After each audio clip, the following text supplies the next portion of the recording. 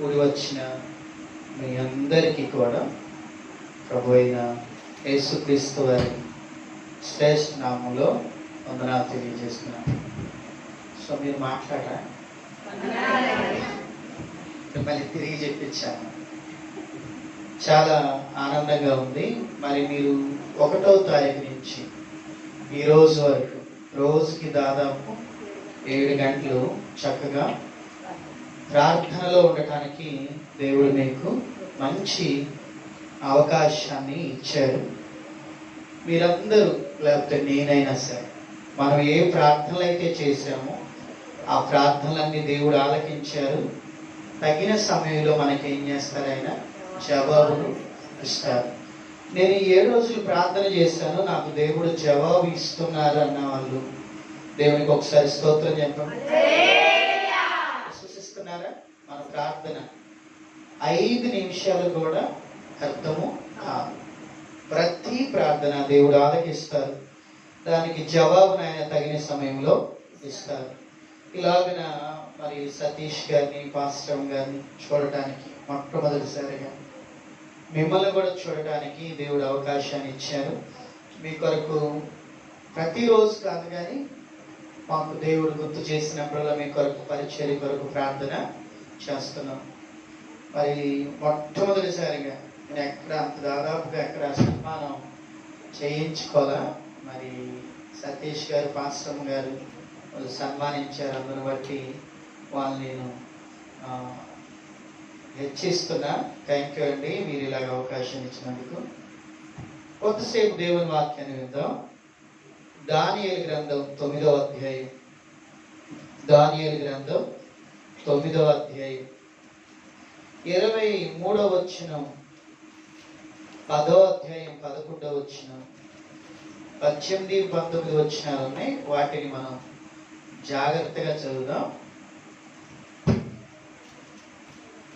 దానియేలు గ్రంథం 9వ అధ్యాయం 23వ వచనం చదువుతారా? నీవు బహు ప్రియుడవు గనుక. అదేవిధంగా 10వ అధ్యాయం 11వ వచనాన్ని ఒకసారి మనం చదువుదాం. దానియేలు నీవు బహు ప్రియుడవు. 18వ వచనం, 19వ వచనం కూడా కలిపి ఉన్నది, చదువుదాం. అక్కడ మరలా నన్ను ముట్టి నన్ను బలపరిచి నీవు బహుప్రియుడవు, భయపడకుము, నీకు శుభమగును గాక, ధైర్యము తెచ్చుకోమని నాతో చెప్పాను. దేవుడి వాక్యాలన్నీ మనందరి కొరకు దీవించును గాక. కలలు వచ్చుదాం, ప్రార్థన చేసుకుందాం. ఎవ్వరు కూడా అటు ఇటు తిరగకుండా కొంతసేపు దేవుని వాక్యాన్ని మనం శ్రద్ధగా, ఆసక్తిగా ధ్యానిద్దాం. దయచేసి అందరూ తలలు వంచి, ఈ రోజు ఆఖరి రోజు, 7 రోజులు 7 గంటల ప్రార్థన సమయం ముగింపు సభలోకి మనం వచ్చాం. దేవుడు తన మాటల ద్వారా మనందరితో మాట్లాడినట్లు, మనందరినీ బలపరిచినట్లుగా, మానవ స్వరాన్ని మరుగు చేసి దేవుడు తన స్వరాన్ని వినిపించేటట్లుగా, దేవా నాతో మాట్లాడు, నన్ను బలపరచు, నీ వాక్యాన్ని నాకు తేటగా అర్థమయ్యేటట్లు బోధించిన ఆయన నన్ను సరిచేయి, నన్ను బలపరచు అని ప్రార్థన చేద్దాం.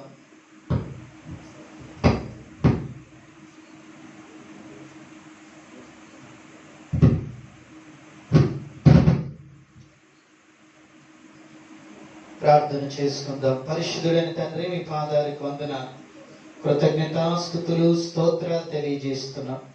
ఈ రాత్రికాల సమయంలో నీ బిడ్డలంగా మేమందరం కలిసి నీ మాటలు వినబోచుండగా మీ కృపను, మీ సన్నిధిని, మీ ఆత్మను మా మధ్య ఉంచమని ప్రార్థన చేస్తున్నాం. పాటల్లోనూ ఆరాధనలోనూ మీ కృప ద్వారా సహాయం చేసినందుకు నీకు స్తోత్రాలయ్యా. నీ మాటలు మాకు అందించి మమ్మల్ని బలపరచండి. నీ దాసునైన నా నోట మీ మాటలు ఉంచి మా అందరికి దీవెనకరంగా ఉంచమని యేసు నామములో ప్రార్థన చేస్తున్నాము తండ్రి. మళ్ళీ ఒకసారి చెప్దాం, ఆమేన్. హల్లెలూయా. చాలా మంది 7 రోజులు ప్రార్థన అయ్యే బయటికి వాళ్ళకు ఉన్న ఓపిక తగ్గిపోయింది. మీకు మాత్రం మొదటి రోజు ఎంతో ఓపిక ఉందో ఇప్పుడు కూడా అంతే ఓపుకున్నట్లు చెప్తున్నారు. దేవునికి స్తోత్రం. ఈ 9వ అధ్యాయంలో 10వ అధ్యాయంలో దానియేలు గురించి 3 సార్లు దేవదూత పలికిన మాట ఏంటంటే, దానియేలు నువ్వు దేవునికి ఎలాంటి వాడివో చెప్పు, బహుప్రియుడు. ఒకసారి చెప్తారన్నమాట, నీవు బహుప్రియుడవు. బైబిల్ గ్రంథం ఏం సెలవిస్తుందంటే, వెండి బంగారముల కంటే మంచి పేరు సంపాదించుకొనుట కోరదగినది. ఇక్కడ దేవుని దూత ద్వారా లేకపోతే దేవుని ద్వారానే దానియేలు భక్తుడు ఏమని బిరుదు పొందాడంటే, ఏమని మంచి పేరు పొందాడంటే, నీవు దేవునికి బహుప్రియుడు, చాలా ఇష్టడివి, చాలా విలువైన వాడివి. నేడు మనం ఈ భూమి మీద ఏ దేశంలో చూసినా ప్రజలందరూ కూడా దేని కొరకు ప్రయాసపడుతున్నారంటే, నన్ను అందరూ ఏమని పిలవాలి, మంచివాడు. పేరు కోసం, ప్రఖ్యాతుల కోసం ఎంత ప్రయాసపడుతున్నారంటే, అబ్బబ్బబ్బబ్బ డబ్బులు ఖర్చు పెడుతున్నారు. నన్ను అందరూ ఏమని పిలవాలి, లేకపోతే నన్ను అందరూ ఏమనుకోవాలి, మంచివాడు అనిపించుకోవాలి. తల్లిదండ్రులు కూడా, పెద్దోళ్ళు కూడా ఒక సామెత చెప్పారు, మనం ఎన్ని సంవత్సరాలు ఈ భూమి మీద జీవించాం అన్నది ప్రాముఖ్యం కాదు, మనం మరణించిన తర్వాత మన గురించి ప్రజలు ఏం చెప్పుకోవాలంటే, చెడ్డోడని చెప్పుకోవాలా, మంచోడని చెప్పుకోవాలా, మంచివాడు. దానియేలు బ్రతికొండగానే దేవుని దగ్గర నుంచి ఏం పేరు పొందుకున్నాడంటే, నీవు నాకు బహుప్రియుడు. ఒక మాస్టర్ గారు, స్కూల్లో టీచ్ చేసే మాస్టర్ గారు, చాలా సంవత్సరాలు ఆయన టీచ్ చేసి గవర్నమెంట్ టీచర్ గారు రిటైర్డ్ అయ్యారు. రిటైర్డ్ అయిన తర్వాత ఏం చేస్తారు, చక్కగా ప్రోగ్రాం పెట్టుకుంటారు, పదవి విరమణ ప్రోగ్రాం పెట్టుకున్నారు. ఆ ఊర్లో, ఆ పేటలో అసలు ఆయనకి జరిగినట్లుగా ఆ పదవి విరమణ కార్యక్రమం ఎక్కడ జరగల. చాలా వందల మంది వచ్చారు. సార్ గారిని అందరూ మెచ్చుకున్నారనమాట. ఒకరి తర్వాత ఒకళ్ళు స్టేజ్ ఎక్కి మరి సార్ గారి గురించి చెప్తారు కదా, నేను ఇలా జాయిన్ అయ్యారు, ఇలా చెప్పారు, చాలా మంచిగా చెప్పారు అని చెప్పారు. అంతా అయిపోయింది. ఇప్పుడు నాకు ఎలాగైతే మాస్టర్ గారు సన్మానం చేశారో, ఆ సార్ గారిని కూడా ఏం చేశారు, కూర్చోబెట్టి సన్మానం చేశారు. నాకు ఒక శాలువ, ఒక బొకే ఇచ్చారు. ఆయనకైతే 25 శాలువలు వచ్చినాయి, 24 దండలు వచ్చినాయి. ఎన్ని శాలువలు వచ్చినాయి చెప్పండి? 25. దండలు ఎన్ని వచ్చినాయి? పూల దండలు 24 వచ్చినాయి. అవంతా అయిపోయింది, ప్రోగ్రామ్ అయిపోయింది, ఎవరింటికి వాళ్ళు వెళ్ళిపోయారు. అర్ధరాత్రి ఆ సార్ గారు లేచి, ఇక్కడ ఎవరైనా ఉంటే క్షమించండి, నీకు అర్థం అవడానికి చెప్తున్నాను కానీ సార్ గారిని ఏం అరవట్లేదు నేను, లేకపోతే ఆయన ఏం కించపరచట్లా, ఎవరైనా ఉంటే అర్థం అవడానికే చెప్తున్నాను అంతే. ఆ సార్ గారు 12 1 గంటలకు లేచి మధ్యరాత్రిలో శాలువలన్నీ లెక్కెడితే ఎన్ని ఉన్నాయి చెప్పండి? 25. దండలు ఎన్ని ఉన్నాయి? ఏంటి 24 దండలు ఉన్నాయి? మళ్ళీ మొదటి లెక్క పెడతాడు అనమాట. 1 2 3 4 మళ్ళీ 24. ఈలోపు వాళ్ళ భార్య గారికి మెలికి వచ్చి, ఏంటండి దంచి లెక్క పెడుతున్నారు అంటే, 24 దండలు వచ్చినాయి అంటాడు ఆయన.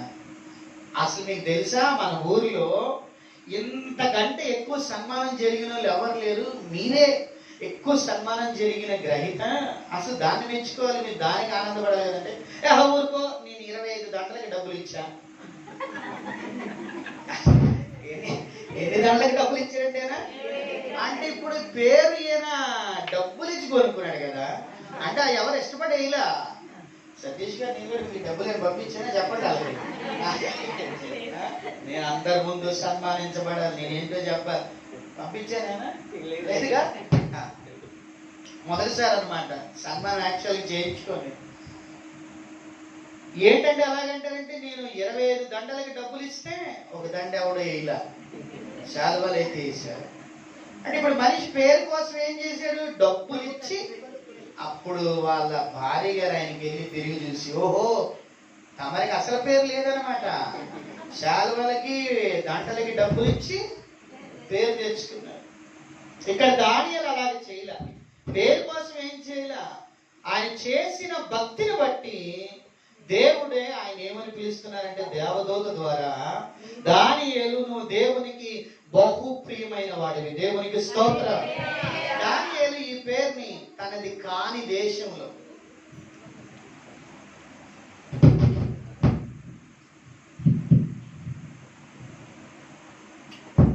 ఎక్కడ? తనది కాని దేశం, తనది కాని ప్రజల మధ్య, ఎన్నో కఠినమైన పరిస్థితుల మధ్య ఆయన మంచి భక్తి చేయటం వల్ల ఆయనకి ఈ పేరు వచ్చింది. మన సొంత ప్రజల మధ్య కాదు మనకి పేరు రావాల్సింది. యేసుప్రభు వారు కూడా తన శిష్యులకు ఒక మాట చెప్తాడు, ప్రవక్త తన స్వదేశంలో ఏమి పొందడంటే ఘనత పొందడు. బబులోను దేశంలో ఒక బానిసగా ఉన్న దానియేలుని దేవుడే బిరుదిచ్చాడు, దానియేలు నువ్వు నాకు బహుప్రియుడివి. 2020-21 సంవత్సరంలో ప్రపంచం అంతా కూడా ఇంట్లోనే కూర్చున్నారు కదండి. కరోనా ఫస్ట్ టైం, అన్ని బంద్. రిక్షా తోలుకునే వ్యక్తి మొదలుకొని ఫ్లైట్లో తిరిగేవాడు కూడా ఇంట్లోంచి బయటకు రావడానికి వీలు బంద్. ఏమంటారు దాన్ని? క్లోజ్ చేశారు కదా. పేరు కూడా మర్చిపోయింది. కరోనా పేరు కాదు, లాక్డౌన్. అబ్బా మీరు భలే బాగా మీకే గుర్తుంది. లాక్డౌన్, అన్ని డౌనే, అంతా మూసారు. కానీ ఒక సంవత్సరం తర్వాత మన ఆంధ్రప్రదేశ్కి ఈ కరోనా టైంలో సేవ చేసినందుకు గాను, ప్రజలందరికీ సేవ చేసినందుకు భారతదేశంలో ఉన్న రాష్ట్రాలన్నిటికంటే ఆంధ్రప్రదేశ్ రాష్ట్రానికి మంచి పేరు వచ్చింది. దేనికి తెలుసా? వాలంటరీ వ్యవస్థ వల్ల. వాళ్ళు ప్రతి ఇంటికి తిరిగి సహాయం చేశారు. ఇప్పుడు ఏదో నేను పార్టీ గురించి మాట్లాడదాం అనుకోదు, అంటే వాళ్ళు చేసిన దానిని బట్టి ఆంధ్రప్రదేశ్కి మంచి పేరు వచ్చింది. 2020 సంవత్సరంలోని డిసెంబర్ 3వ తారీఖున రంజిత్ సిన్హా అనే ఆయనకి, మహారాష్ట్రలో ఆయన ఒక స్కూల్ టీచర్ గారు, పిల్లలకి బాగా పాఠాలు చెప్పి ఆయన ఒక కొత్త ఆలోచన కలిగి ఉన్నాడు. ఇప్పుడు మనం అందరం టీ స్టాల్కి వెళ్ళినా, టిఫిన్ కొట్టుకు వెళ్ళినా, ఎక్కడికి వెళ్ళినా సరే ఈ ఫోన్ తీసుకోవటం, డబ్బు లేకపోతే ఏం చేస్తున్నారు? దాన్ని స్కాన్ చేస్తున్నారు. దాన్ని QR కోడ్ అంటారు. ఆ సార్ గారు దాన్ని కనిపెట్టి స్కూల్లో ఉన్న గిరిజన పిల్లలందరికీ స్కూల్లో పాఠాలన్నీ చెప్పారు. అందుకు గాను భారతదేశంలో ఉన్న టీచర్స్ అందరిలో, ఇంకా చెప్పాలంటే ప్రపంచంలో ఉన్న టీచర్స్ అందరిలో బెస్ట్ టీచర్ అవార్డు ఆయనకి ఇచ్చారు. దేవునికి స్తోత్రం. ప్రైజ్ మనీ ఎంత అనుకున్నారు తెలుసా? ఆయనకి 7 కోట్ల రూపాయలు. 10 రూపాయలు లేకపోతే ₹1,00,000, 10 లక్షలు కాదు. ఎంత ఇచ్చారు? 7. ఆయన తర్వాత 9 మంది ఉన్నారు. ఆ 9 మందికి ఆయన ఏం చేశారంటే, నేను 3.5 కోట్లు వాళ్ళకి ఇచ్చేస్తున్నాను, నాకు 3.5 కోట్లు చాలు అంటే ఆయనకి ఆ పేరు రావడానికి కఠోర శ్రమ ఉంది. అలాగే దేవుని వాక్యం ఏం సెలవిస్తుందంటే, దానియేలు గారు దేవుని దగ్గర నుంచి, దేవుని దూత ద్వారా ఏం పేరు పొందుకున్నాడు ఒకసారి చెప్పండి? నీవు బహుప్రియుడు. ఎలా వచ్చింది ఆయనకి? భక్తి చేస్తున్న మనల్ని లోకం అంతా చూస్తుంది. నిజంగా ఈమె, ఇతను, ఇతగాడు దేవుని బిడ్డ అనిపించుకుంటే చాలు. వీళ్ళకి పెద్ద బిల్డింగ్ ఉంది కానీ భక్తి లేదు. ఏం లాభం మనకి చెప్పండి? మంచి కారుని తిరగడానికి కానీ భక్తిలో పేరు లేదు. ఏమంటారు మన? ఏదో సామెత ఉంది కదా, పేరు గొప్ప ఊరు దెబ్బ, పైన పటారం లోన పటారం. అలా ఉండకూడదు మన భక్తి. దానియేలు గారి గురించి ఆలోచన చేస్తా ఉంటే, ఈ దానియేలు గ్రంథం 1వ అధ్యాయంలో ఈయన గురించి రాయబడింది. ఈయన యవనస్తుడిగా, బాలుడిగా వెళ్ళాడు. కానీ 9-10 అధ్యాయాలకు వచ్చేవాడికి ఆయనకి 86-88 సంవత్సరాలు. ఆయనకి అన్ని సంవత్సరాలు, 70 సంవత్సరాలు భక్తి చేస్తే, దాదాపు 70 సంవత్సరాల పైన భక్తి చేస్తే దేవుడి దగ్గర నుంచి ఏం పేరు పొందుకున్నాడంటే, నీవు దేవునికి బహుప్రియుడు. హల్లెలూయా. ఇంకా బిగ్గరగా చెప్తాం, హల్లెలూయా.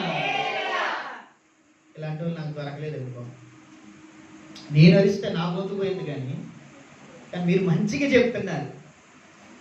అలాగే ఎంత చక్కగా. అదే ఇంకొక మాట మారు, నేను హల్లెలూయా అంటే మీరు హల్లెలూయా అనకూడదు. యాక్చువల్గా ఏమనాలి తెలుసా? దేవునికి స్తోత్రం అనాలి. నేను హల్లెలూయా అంటే మీరు అనండి, దేవునికి స్తోత్రం అని. హల్లెలూయా, హల్లెలూయా. అర్థం ఏంటంటే, హల్లెలూయా అంటే దేవునికి స్తోత్రం చెప్పండి. నేను హల్లెలూయా అని, మీరు హల్లెలూయా అంటే ఎవరు చెప్పేమని? ఎంతకి స్తోత్రం చెప్పలేదు. నేను హల్లెలూయా అన్నా, మీరేమన్నారు చెప్పండి? హల్లెలూయా అన్నారా? ఏమన్నారు? హల్లెలూయా అనకూడదు. తిరిగి ఏమనాలి? ఇది నేర్చుకోండి, నో ప్రాబ్లం. హల్లెలూయా. ఎలా వచ్చింది దానియేలు గారికి అంత పేరు, మంచి పేరు? దేవుడే దేవదూతను పంపించి, దానియేలు నువ్వు దేవునికి బహుప్రియుడు. ఎలా? ఒక 4 విషయాలు ఈ గ్రంథంలోంచి మనం చూద్దాం. దానియేలు గ్రంథం 1వ అధ్యాయం, దానియేలు గ్రంథం 1వ అధ్యాయం 8వ వచనం. దానియేలు గ్రంథం 1వ అధ్యాయం 8వ వచనం. రాజు భుజించు భోజనమును పానము చేయు ద్రాక్షారసమును పుచ్చుకొని తను అపవిత్రపరచుకొనకూడదని దానియేలు ఉద్దేశించి తాను అపవిత్రుడు కాకుండానట్లు వాటిని పుచ్చుకొనకుండా సెలవిమ్మని నపుంసకుల అధిపతిని వేడుకొను. నా వైపు అందరూ అసలు ఈ సంఘటన ఏంటి, ఇక్కడ ఎందుకు ఈ మాట అంటున్నాను మీకు తెలియజేస్తాను. ఇశ్రాయేలు ప్రజలు 12 గోత్రాలు. 12 గోత్రాలకి మొట్టమొదటి రాజు సౌలు. సౌలు మరణించిన తర్వాత దావీదు రాజు అయ్యాడు. దావీదు మరణించిన తర్వాత సొలొమోను రాజు అయ్యాడు. సొలొమోను కొడుకు ఎవరంటే రెహబాము. రెహబాము గారు సొలొమోను కంటే ఇంకా ఎక్కువ పని చేయించడం వల్ల ఆ 12 గోత్రాలు ఏమైపోయినంటే విడిపోయింది. 10 గోత్రాలు యెరోబాము రాజుగారు పరిపాలించారు. దాన్ని ఇశ్రాయేలు రాజ్యం అన్నారు, లేకపోతే తూర్పు రాజ్యం అన్నారు. 2 గోత్రాలని దావీదుకు పుట్టిన పిల్లలు పరిపాలించారు. వాటిని ఏమన్నారంటే యోధా రాజ్యం అన్నారు. 10 గోత్రాలకి ప్రవక్తలు ఉన్నారు, 2 గోత్రాలకు కూడా ప్రవక్తలు ఉన్నారు. ఈ 2 గోత్రాలకి చాలా మంది ప్రవక్తలు సువార్త చెప్పారు. ఏం చెప్పారు తెలుసా? మీరు దేవునికి వ్యతిరేకంగా నడుస్తున్నారు, దయచేసి ఆ వ్యతిరేకత మానేస్తే దేవుడు మిమ్మల్ని దీవిస్తాడు అని అన్నారు. ఒకవేళ మీరు దేవునికి నచ్చినట్లు జీవించకపోతే కనుక బబులోను దేశానికి మిమ్మల్ని నేను బానిసలుగా పంపిస్తానని దేవుడు చెప్పాడు. 2 గోత్రాల వాళ్ళు దాదాపు 490 సంవత్సరాలు. చెప్పండి అన్నమాట, ఎన్ని సంవత్సరాలు? ఒక ప్రవక్త తర్వాత ఒక ప్రవక్త, ఒక ప్రవక్త తర్వాత ఒక ప్రవక్త వచ్చినా నడవంచని వాళ్ళలాగా ఉండి ప్రవక్తలను ఎదిరించి ప్రవక్తలను చంపి ప్రవక్తలకు ఎదురు తిరిగారే తప్ప దేవుని మాటకి లోబడరు. అప్పుడు బబులోను దేశంలో ఉన్న రాజుగారిని దేవుడు పంపిస్తే వాళ్ళు యోధా రాజ్యం మీదకి వచ్చి యెరూషలేము పట్టణాన్ని ముట్టడి వేసి వాళ్ళలో ఉన్న దేవుని బిడ్డలైన వారిని, రాజు కుటుంబంలో పుట్టిన వాళ్ళని, బాగా అందంగా ఉన్న వాళ్ళని, బాగా చదువుకున్న వాళ్ళని, జ్ఞానవంతులు ఏం చేసినట్టు వాళ్ళు పట్టుకొని బబులోను దేశానికి చెరక తీసుకొచ్చి రాజుగారు ఏమన్నారంటే అక్కడున్న అధికారులతో, అరే వీళ్ళకి 3 సంవత్సరాలు ట్రైనింగ్ ఇవ్వండి. రాజు కుటుంబంలో పుట్టిన యవనస్తులందరికీ, జ్ఞానం కలిగిన వాళ్ళకి, అందగాళ్ళకి, బలవంతులకి, లోపం లేని వాళ్ళందరికీ 3 సంవత్సరాలు ట్రైనింగ్ ఇవ్వండి. ఈ ట్రైనింగ్ ఇచ్చేటప్పుడు మీరు చేయాల్సింది ఏంటంటే, నేను తినే భోజనం వాళ్ళు తినాలి, నేను తాగే పానము వాళ్ళు కూడా తాగాలి. అబ్బా, ఎంతకంటే గొప్ప ఆఫర్ ఎక్కడ నేను అంటున్నాను. దానియేలు బబులోను దేశానికి చెరగా వెళ్ళినప్పుడు మా బతుకు ఏమైపోయిందని ఆలోచించుకుని ఉంటాడు. కానీ రాజుగారు ఆఫర్ ఏమి ఇచ్చారంటే, నేను తినే భోజనం మీరు తినచ్చు, నేను తాగే ద్రాక్షరసం మీరు కూడా త్రాగాలి. ఎన్ని సంవత్సరాలు? 3 సంవత్సరాలు ట్రైనింగ్ చేయండి అన్నారు. దానియేలు అదంతా విన్న తర్వాత ఏం ఆలోచన చేశారంటే, నేను ఇప్పుడు ఈ భోజనాన్ని గనక తింటే, రాజుగారు తాగే ద్రాక్షరసం గనక నేను తాగితే ఏమవుతానని తనలో అనుకున్నాడు. 8వ వచనంలో ఉంది, ఇది నేను తిన్నా దినమున, ఇది నేను తాగిన దినమున, క్షణమున ఏమైపోతానంటే అపవిత్రమైపోతా, అది నాకు వద్దు. వాళ్ళందరి మీద ఒక లీడర్ ఉన్నాడు. ఆయన వచ్చి రాగానే, సార్ ఇది నేను తినను, ఇది నేను తాగను, రాజుగారు ఆజ్ఞాపించినా పర్లేదు, ఇది మాత్రం నేను తినను, ఇది నాకు వద్దు తెగించి చెప్పేశారు అనమాట. అప్పుడు దానియేలు గారికి 16-17 సంవత్సరాలు యవ్వన బిడ్డ. దేవునికి స్తోత్రం. దేవుడు మనల్ని మంచి పేరు మనకి రావాలంటే దేవుని ద్వారా, ప్రజలందరి ద్వారా దానియేలు లాగా మనం కూడా ఈ లోకం ఎలా ఉండాలి తెలుసా? తెగించి బ్రతకాలి. చెప్పండి అన్నమాట, గట్టిగా చెప్పండి అన్నమాట. తెగించాడు కదా. ఇప్పుడు నువ్వు తినను అంటే రాజుగారు నేను చంపేస్తారు. చంపేసినా పర్లా. మా దేశంలో ఉన్నప్పుడు యెషయా గారు వచ్చారు, ఇర్మియా గారు వచ్చారు, ఓ గగ్గోలు పెట్టి సువార్త చెప్పారు. ఈ చెవుతో విన్నా, ఈ చెవుతో వదిలేసాం, పెడ చెవుని పెట్టాం. పాస్టర్ గారికి లో వల్ల ఇప్పుడు అనుభవిస్తున్నాం. ఇక్కడికి వచ్చి కూడా అక్కడ బుద్ధి ఉంటే ఎలాగా? మాకు అక్కడ బుద్ధి ఉంటే ఎలాగా? మా బుద్ధి మారింది. అక్కడ చెప్పినప్పుడు మేము మా సొంత దేశంలో ఈ పొరుగు దేశానికి బానిసలుగా వచ్చేసాం మేము. ఇప్పుడు మాత్రం చెప్తున్నాం, రాజుగారు తినే భోజనం నాకు వద్దు, రాజుగారు తాగే ద్రాక్షరసం నాకు వద్దు. అది తింటే నేనేమైపోతా చెప్పండి గట్టిగా? తెగించేశాడు. నువ్వు చచ్చిపోతావు, చచ్చిపోయినా పర్లా. నిన్ను బాధ పెడతారు, బాధపడినా పర్లా. నిన్ను శిక్షిస్తారు రాజుగారు, శిక్షించబడినా పర్లా. నేను మాత్రం అపవిత్రమైన దాన్ని తినను, అపవిత్రమైన దాన్ని తాగను. అలాంటి తెగింపు జీవితం మనకు ఉండాలి. దేవునికి స్తోత్రం. తిండి కోసం ఎన్ని మాటలు ఉన్నాయి కదండి. భోజనం కొరకు సామెతలు ఉన్నాయి. మీరు పెద్దలు ఇక్కడ నా ఎదురుగా కూర్చున్నారు పెద్దమ్మ గారు. కూటి కోసం ఎన్ని విద్యలు అంట. అబ్బా, మీ మందిరం దగ్గరికి రావాలంటే ఎన్ని మెలికలు తిరిగి వచ్చినాక చాలా ఇళ్ళు ఉన్నాయి. కానీ మెయిన్ రోడ్డు దగ్గరికి వెళ్తే మనకు అప్పుడప్పుడు ఉదయం పూట, మధ్యాహ్నం పూట, సాయంత్రం పూట, ఒక్కోసారి మా పేటలో అయితే రాత్రి పూట వస్తారు. అటు 2 కర్రలు ఇటు 2 కర్రలు వేసి దాని మీద తాడు కట్టి ఒక చిన్న 12-13 సంవత్సరాలు పాప ఏం చేస్తుంది, తల మీద ఒక గిన్నె పెట్టుకొని చేతిలో కర్ర పట్టుకొని ఏం చేస్తామా, తాడు మీద నడిచింది. కింద ఉన్న వల్ల మనం అనుకుంటాం అమ్మాయి పడిపోయిందా, దేని వరకు అంత కష్టపడిందో తెలుసా అండి. అలా చేసి కిందకి దిగిన తర్వాత ఎవరైనా 5 రూపాయలు 10 రూపాయలు అవన్నీ పోగేసుకుంటే ఆ పూట భోజనానికి వస్తుంది. అంటే కూటి కోసం జనాలు ఏం చేస్తున్నారు, చాలా పనులు చేస్తున్నారు. కోటి విద్యలు అన్నారు. అడుక్కునే వాడికి ఎన్ని కూరలు చెప్పండి, ఎన్ని కూరలు. వాళ్ళమ్మ కూరేసే అయ్యా కూరేసి 66 కూరలు కదా. ఇంకో సామెత ఉంది, నాకు బాగా ఉంటుంది, నా జీవితం అనుభవించాను. అడగేదైనా సరే ఎవరు అన్నం పెట్టరంట, నిజంగా చెప్పండి. అడగకుండా అమ్మ అన్నం పెట్టిద్దా? పెట్టదు. మా అమ్మ పెట్టలే, అందుకే మీకు చెప్తున్నా. నేను బైబిల్ కాలేజీకి వెళ్ళి వచ్చిన తర్వాత ట్రైనింగ్ అంతా పూర్తయిన తర్వాత రాజరాజేశ్వరపేటలో సేవ చేసేటప్పుడు మా అమ్మగారు, మా చెల్లెమో స్కూల్కి వెళ్ళిపోయింది, మా తమ్ముడేమో పనికి వెళ్ళిపోయాడు, మా అన్నయ్యకి మా అక్కకి మ్యారేజ్ అయిపోయింది, వాళ్ళు దూరంగా ఉంటారు. నేను 12:30 ఆ టైంకి బయటికి వెళ్ళి వచ్చాను. నా ప్రాంతంలో సువార్త సేవ చేసి వచ్చాను. మంచి ఆకలి వేసింది. మా అమ్మగారు బట్టలు ఉతుకుతున్నారు. కొడుకు వచ్చాడు కదా, మరి అమ్మకు గుర్తుంటుంది. కానీ అక్కడేమో పంపులు పోతే బట్టలు జాడించడానికి కుదరదు. మీకు కూడా తిప్పలు ఉంటుంది ఒక్కోసారి, అంతేనా? తిప్పలు ఉంటుంది ఒక్కోసారి. మా అమ్మగారు ఆ బట్టలు జాడిస్తూనే ఉన్నారు. జాడిస్తా అంటే 12:30 అయిపోయింది, 1 అయింది. మా అమ్మగారు లోపలికి రాట్లా. అబ్బా అన్నం పెట్టామనంటే, అరే రే రే సారీరా, ఇందాక అడగచ్చు కదరా నువ్వు అంటే. ఇప్పుడు అమ్మని అడిగితే ఏం పెట్టింది నాకు అంటే, అమ్మ నా మీద ప్రేమ లేదనా? ఉంది, కానీ సామెత అలాగ వచ్చింది. సామెత నా జీవితంలో నెరవేరింది. ఎందుకు ఇందాక అడగచ్చు కదరా అంటే, నువ్వు వస్తావు అడగకుండా పెడతావని నేను అనుకున్నా. నాకేం తెలుసురా, నువ్వు ఆకలితో ఉన్నావు, నేను బట్టలు జాడిస్తున్నాను. మీకు కూడా తెలుసా, భోజనాల దగ్గరే మనుషుల బుద్ధి బయటపడింది కదా. పెళ్ళిళ్ళ దగ్గర, భోజనం దగ్గర బాగా క్రౌడ్ ఎక్కువ ఉందనుకోండి, మనుషుల బుద్ధి ఏమైపోయిందంటే అక్కడే వైపు కుర్చీలు ఏం చేస్తారు, కచ్చి వేస్తారు కదా. అది తిన్నాడో లేదో, అమ్మాయి తిందో లేదో మనకు అనవసరం.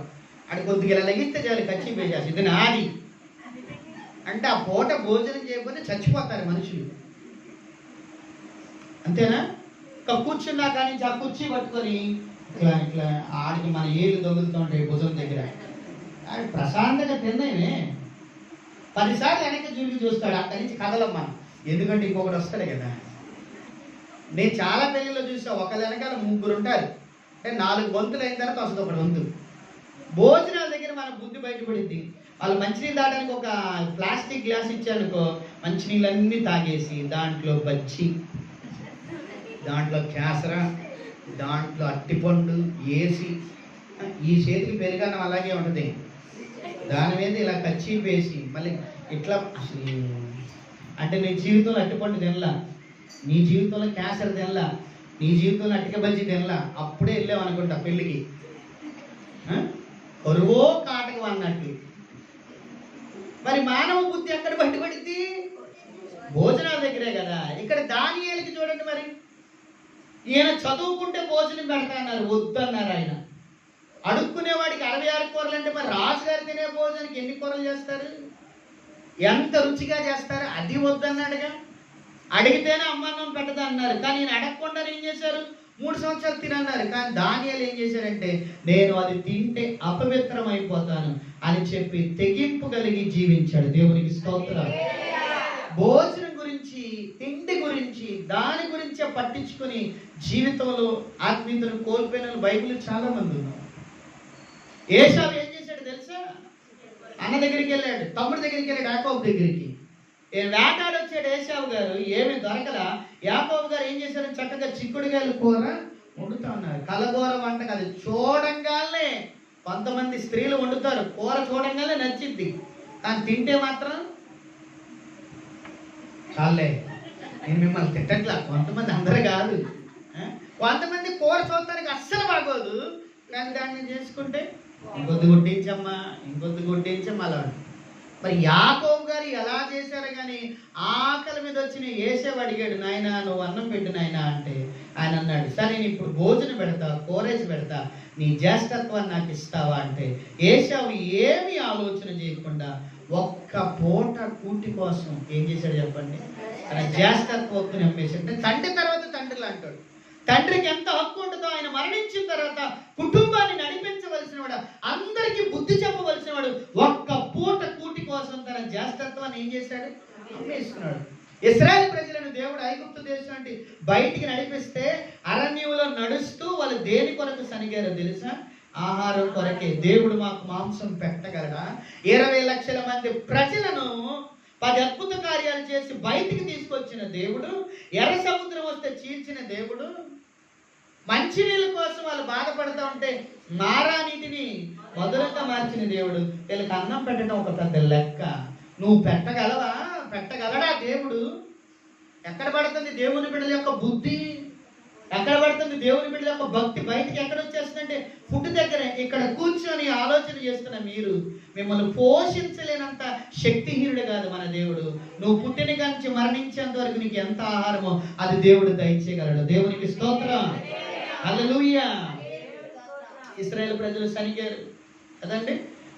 బైబిల్ రాయబడింది, వారి కడుపే తెలుసా, వారి కడుపే వాళ్ళకి దేవుడు అంట. కొంతమంది భార్యలు ఉంటారు చాలా మంచి, భర్త వచ్చేలో మొత్తం ముడి చేస్తారు. ముందోడికి మూకుళ్ళు అంట, వెనకోడికి నాకుళ్ళు. ఏది అంటే అక్కడ చూడు, అది మాడిపోయిందో ఏమందో తిను. మరి ఏమేం చేసింది మరి? ఆమె కడుపే. కొంతమంది తల్లులు కాదు, కొంతమంది పిల్లలు చేసే పనులు కూడా ఇలాగే ఉంటాయి. అమ్మా నాన్న వచ్చేప్పటికి తమ్ముడు చెల్లి అందరు కూర్చొని మొత్తం తినేస్తారు. అమ్మకు సంబంధం లేదు, నాన్నకి సంబంధం. వాళ్ళు వచ్చి అడిగితే తినేసేమంటారు. ఇంకేం చేస్తారు అమ్మా నాన్న? ఉన్నారా లొట్టెలు ఎవరైనా? దీని విషయంలో మనం మారాలి కదా. మరి 7 రోజులు మీరు ఉపవాసం ఉండి చేశారు, ఉపవాసం లేకుండా లేదు చేశారు నాకు తెలియదు. ఒక్క పూట మనం ఉపవాసం ఉండి ప్రార్థన చేస్తే దాని యొక్క శక్తి మనం అనుభవిస్తే మరిన్ని రోజులు ఉపవాసం ఉంటాం. దేవునికి స్తోత్రం. యేసు ప్రభువు వారు ఒక వార్నింగ్ ఇచ్చారంటే ఏంటో తెలుసా? నేను వచ్చే సమయానికి మీరు తిండి వల్ల కానీ తాగుడు వల్ల కానీ మత్తులై ఉండద్దు. ఒకవేళ నేను వచ్చే సమయానికి అలాగుంటే మీరు ఎత్తబడే గుంపులో ఉండరు. దానియేలు గారు ఎంత తెగించి జీవించారో తెలుసా? అది తింటే నా జీవితం అపవిత్రం అయిపోయింది. నేనంటున్నా, మనం ఈ లోకంలో జీవించేటప్పుడు కొన్ని తెగించాలి. ఏంటో తెలుసా? తిండి ఒక్కటే కాదండి. ఈ మాట అంటే మీకు కోపం వచ్చిన పర్లా, బూతులు మానేయటంలో తెగించాలి. నువ్వు ఒకటంటే నేను 2 అనలేనా? పిల్లల్ని తల్లిదండ్రులే నాకు తెలిసినంతవరకు 100కి 100%. నేను కూడా ఒక తండ్రిని, నాకు బిడ్డ ఉన్నాడు. చెడగొట్టేది తల్లిదండ్రులే, మంచి నేర్పించేది కూడా తల్లిదండ్రులే. ఏంట్రా వాడు నేను తిట్టాడా, ఇంకో 2 తిట్టలేకపోయావా, వాడు 2 తిట్టాడు, వాడు తిట్టలేకపోయావా, నీకు అంత లేదా? నేనైతేనా నువ్వు వదిలేసావు, నేనైతేనా ఏం చేసేదానివి? ఏమో నాకేం తెలుసు, మీరు అలా చూస్తున్నారు నాకెళ్ళి.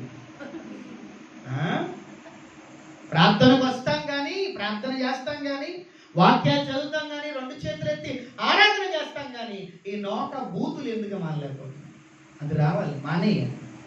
బూతులు మాట్లాడే వాళ్ళు పరలోక రాజ్యానికి అర్హులు కాదని తెలియజేస్తుంది. కొంతమంది ఎంత చక్కగా ప్రార్థన చేస్తారు, ఎంత చక్కగా ఆరాధన చేస్తారు, కానీ ఇంటికి వెళ్ళగానే చక్కగా టీవీ ఆన్ చేసి సినిమాలు మానేయలేదు, సీరియల్స్ మానేయలేదు. కరోనా టైంలో కూడా, హుదూద్ తుఫాన్లో కూడా ఆగకుండా వచ్చింది ఒక సీరియల్ అంట. అదేంటంటే మొగల్ రేకులు అంట. అన్ని దీపాలు ఆరిపోతున్నాయి అంట. ఏ దీపం ఆరిపోవట్లే? కార్తీక దీపం. ఊరమ్మో మీరు చూస్తున్నారా ఏంటి? నవ్వుతున్నారు. మరి మనం అంత భక్తి పరులు. దేవుడు నిన్ను బహుప్రియుడా అంటానికి మనం ఏం మానేస్తున్నాం, ఏం తెగిస్తున్నాం? మరి 2 చేతులతో మనం బైబిల్ పట్టుకొని వస్తే 100 కళ్ళతో జనాలు మనల్ని చూస్తారు. ఏమో ప్రార్థనకి వెళ్ళిద్దండి కానీ బూతులు మాకు ఎందుకంటే మనకి ఆ జీవితం. ఏం ప్రార్థనకి వెళ్ళిద్ది ఎత్తుగాడు, ప్రార్థనకి వెళ్తాడు కానీ సినిమాలు మానేయడు, చెడు వ్యసనాలు మానేయడు. కుల మత కట్టడలను గెలుచుటలో కూడా మనకి తెగింపు కావాలి. దేవునికి స్తోత్రం. ఎవరైనా ప్రార్థనకి వెళ్ళారా, నిన్ను కులంలోంచి వెలివేస్తాం, నిన్ను సమాజంలోంచి వెలివేస్తాం అంటే దానికి తెగించి నిలబడాలి ప్రభు కొరకు. ఆ రోజు అది నేను తింటే అపవిత్రమైపోతానని దానియేలు నిలబడ్డాడు. ఆయనతో పాటు షద్రక్, మెషక్, అబేద్నెగోలు నిలబడ్డారు. అలా నిలబడిన వారిని రాజు ఎదుట దేవుడు తల ఎత్తాడు. దేవునికి స్తోత్రం. ఈ నలుగురే రాజ్యంలో ఉన్న వాళ్ళందరికంటే జ్ఞానవంతులురా. నేను ఏ ప్రశ్న అడిగినా జవాబు చెప్పారా. ఎలా వచ్చింది? దేన్ని వదిలిపెట్టాలో దాన్ని వదిలిపెట్టాలి. ప్రార్థనకు వస్తే సరిపోదండి. నేను ప్రభువు నమ్ముకోక ముందు మీరు అంటా ఉంటారు కదా, అదిగో ఆ అమ్మాయి ఆ అయ్య ఆడు నోరు తెరిచాడంటే డ్రైనేజీ అంటారు కదా, డ్రైనేజీ కంటే పెద్ద డ్రైనేజీ నా నోరు. బూతులు ఆడేవాడిని ప్రభువుని అనక ముందు. ఎరిగిన తర్వాత మళ్ళీ రాట్లా. సరసోక్తులు రాకూడదు, డబల్ మీనింగ్ రాకూడదు, వ్యర్థమైన మాటలు రాకూడదు, పనికి మాలిన మాటలు రాకూడదు. తన నోరును కాచుకొని వాడు శ్రమల నుండి తప్పించబడతాడు. దేవునికి స్తోత్రం. వినుటలో వేగిరపడాలి, మాటలాడుట్లో ఎలా ఉండాలి, నిదానించాలి. ఈ 32 పళ్ళు నాలుగుతో ఒక మాట అంటున్నాయి. నిన్నే విన్నా నేను, ఒక ఆయన చెప్తా ఉంటే. ఆయన ప్రభువుని ఎరిగిన వాడు కాదు, కానీ నేను విన్నాను. ఈ 32 పళ్ళు నాలుగుతో ఏమంటున్నది, అసలు నాలుగే అందంట 32 పళ్ళతో. మీ నోట్లోకి ఏదైనా వస్తే దాన్ని బాగా నమిలి నా నాలుగు మీద పెడతారు. నేనేం చేస్తానంటే చక్కగా మింగేస్తాను. 32 పళ్ళు కలిసి మంచి పని చేసి పెడుతున్నాయి. మరి నేను ఒక్కదాన్నే నాలుగుని, మీ 32 పళ్ళకి నేను ఏం చేసేయాలి చెప్పండి, మీకు మేలు నేను ఏం చేయాలి అని అందంట నాలుక. ఆ 32 పళ్ళు ఏకకంఠంతో ఒకే మాట అన్నాయంట, అమ్మ నువ్వేం చేయదు, మేము నవిలి పెట్టిన దాన్ని నువ్వు మింగు. ఇంకో మాట చెప్తున్నావు, ఎప్పుడు చూసినా నీ నాలుగు లోపలే ఉంచుకో, అదుపు తప్పి మాట్లాడేవనుకో, బయట అందరూ ఏమంటున్నారు తెలుసా, నీ 32 పళ్ళు చేసింది నువ్వు తప్పు, నీకు మేలు చేస్తే జనాలు ఏమంటున్నారు, మమ్మల్ని 32 పళ్ళు కూడా కొడతారంట. అంటే నేనేం చేయాలి ఇప్పుడు? నాలుగుని ఏం చేయాలి? కుట్టుకోమని చెప్పట్ల, అదుపులో ఉంచుకోవాలి. దేవునికి స్తోత్రం. బిగ్గరగా చెప్తాం హల్లెలూయా. నీకు సంబంధించిన మాటలు వచ్చినాయి అనుకుంటున్నారు కదా, దేవుడు అందుకనే మాట్లాడు. ఈ 7 రోజుల ప్రార్థనలో నువ్వేం వదిలేసావు? దేన్ని వదిలేయడానికి ఇష్టపడుతున్నావు? ఇదే నోటితో మనం స్తుతిస్తున్నాం, ఇదే నోటితో అనవసరమైన మాటలు మాట్లాడుతున్నాం. యాకోబు భక్తుడు అంటాడు, ఒకే ఓట నుండి మంచి నీళ్లు రావు, చెడ్డ నీళ్లు రావు, ఉప్పు నీరు రాదు. మనం ఎలా జీవించగలం మరి దేవుని ఎదుట?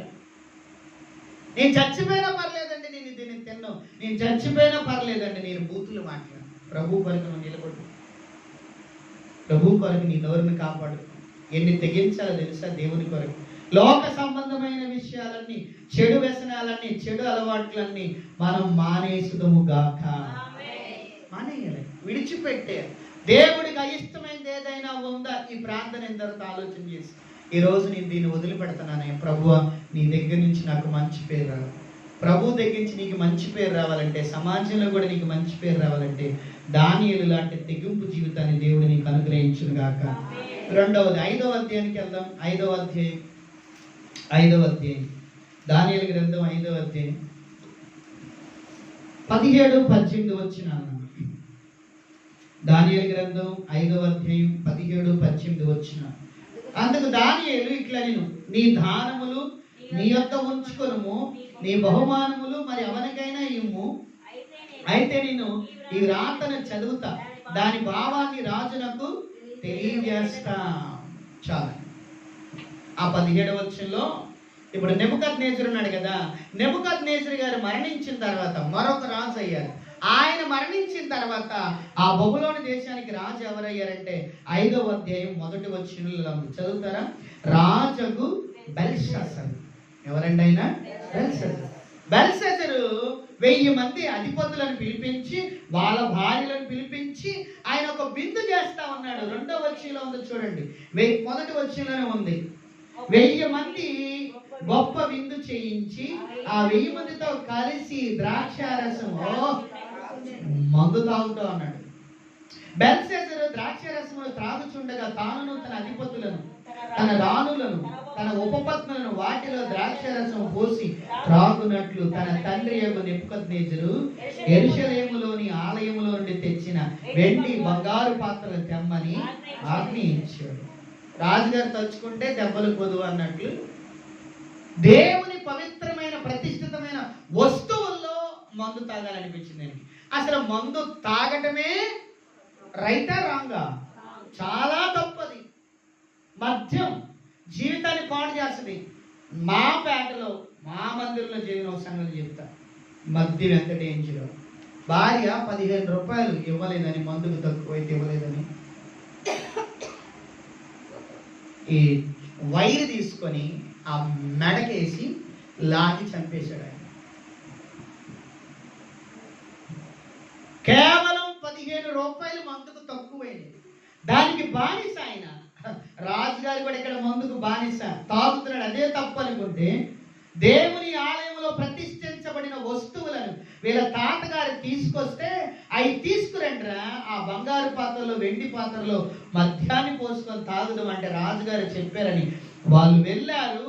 దేవుని మందిరం నుంచి ఆ ఉపకరణములను తీసుకొచ్చారు. 3వ వచనంలో ఉంది, రాజును అతని అధిపతులను అతని రాణువారును అతని ఉపపత్నులను వాటిలో ద్రాక్షారసము పోసి త్రాగిరి. వారు బంగారు, వెండి, ఎత్తడి, ఇనుము, కర్ర, రాయు అను వాటితో చేసిన దేవతలను స్తుతించుట ద్రాక్షారసము తాగుచుండగా.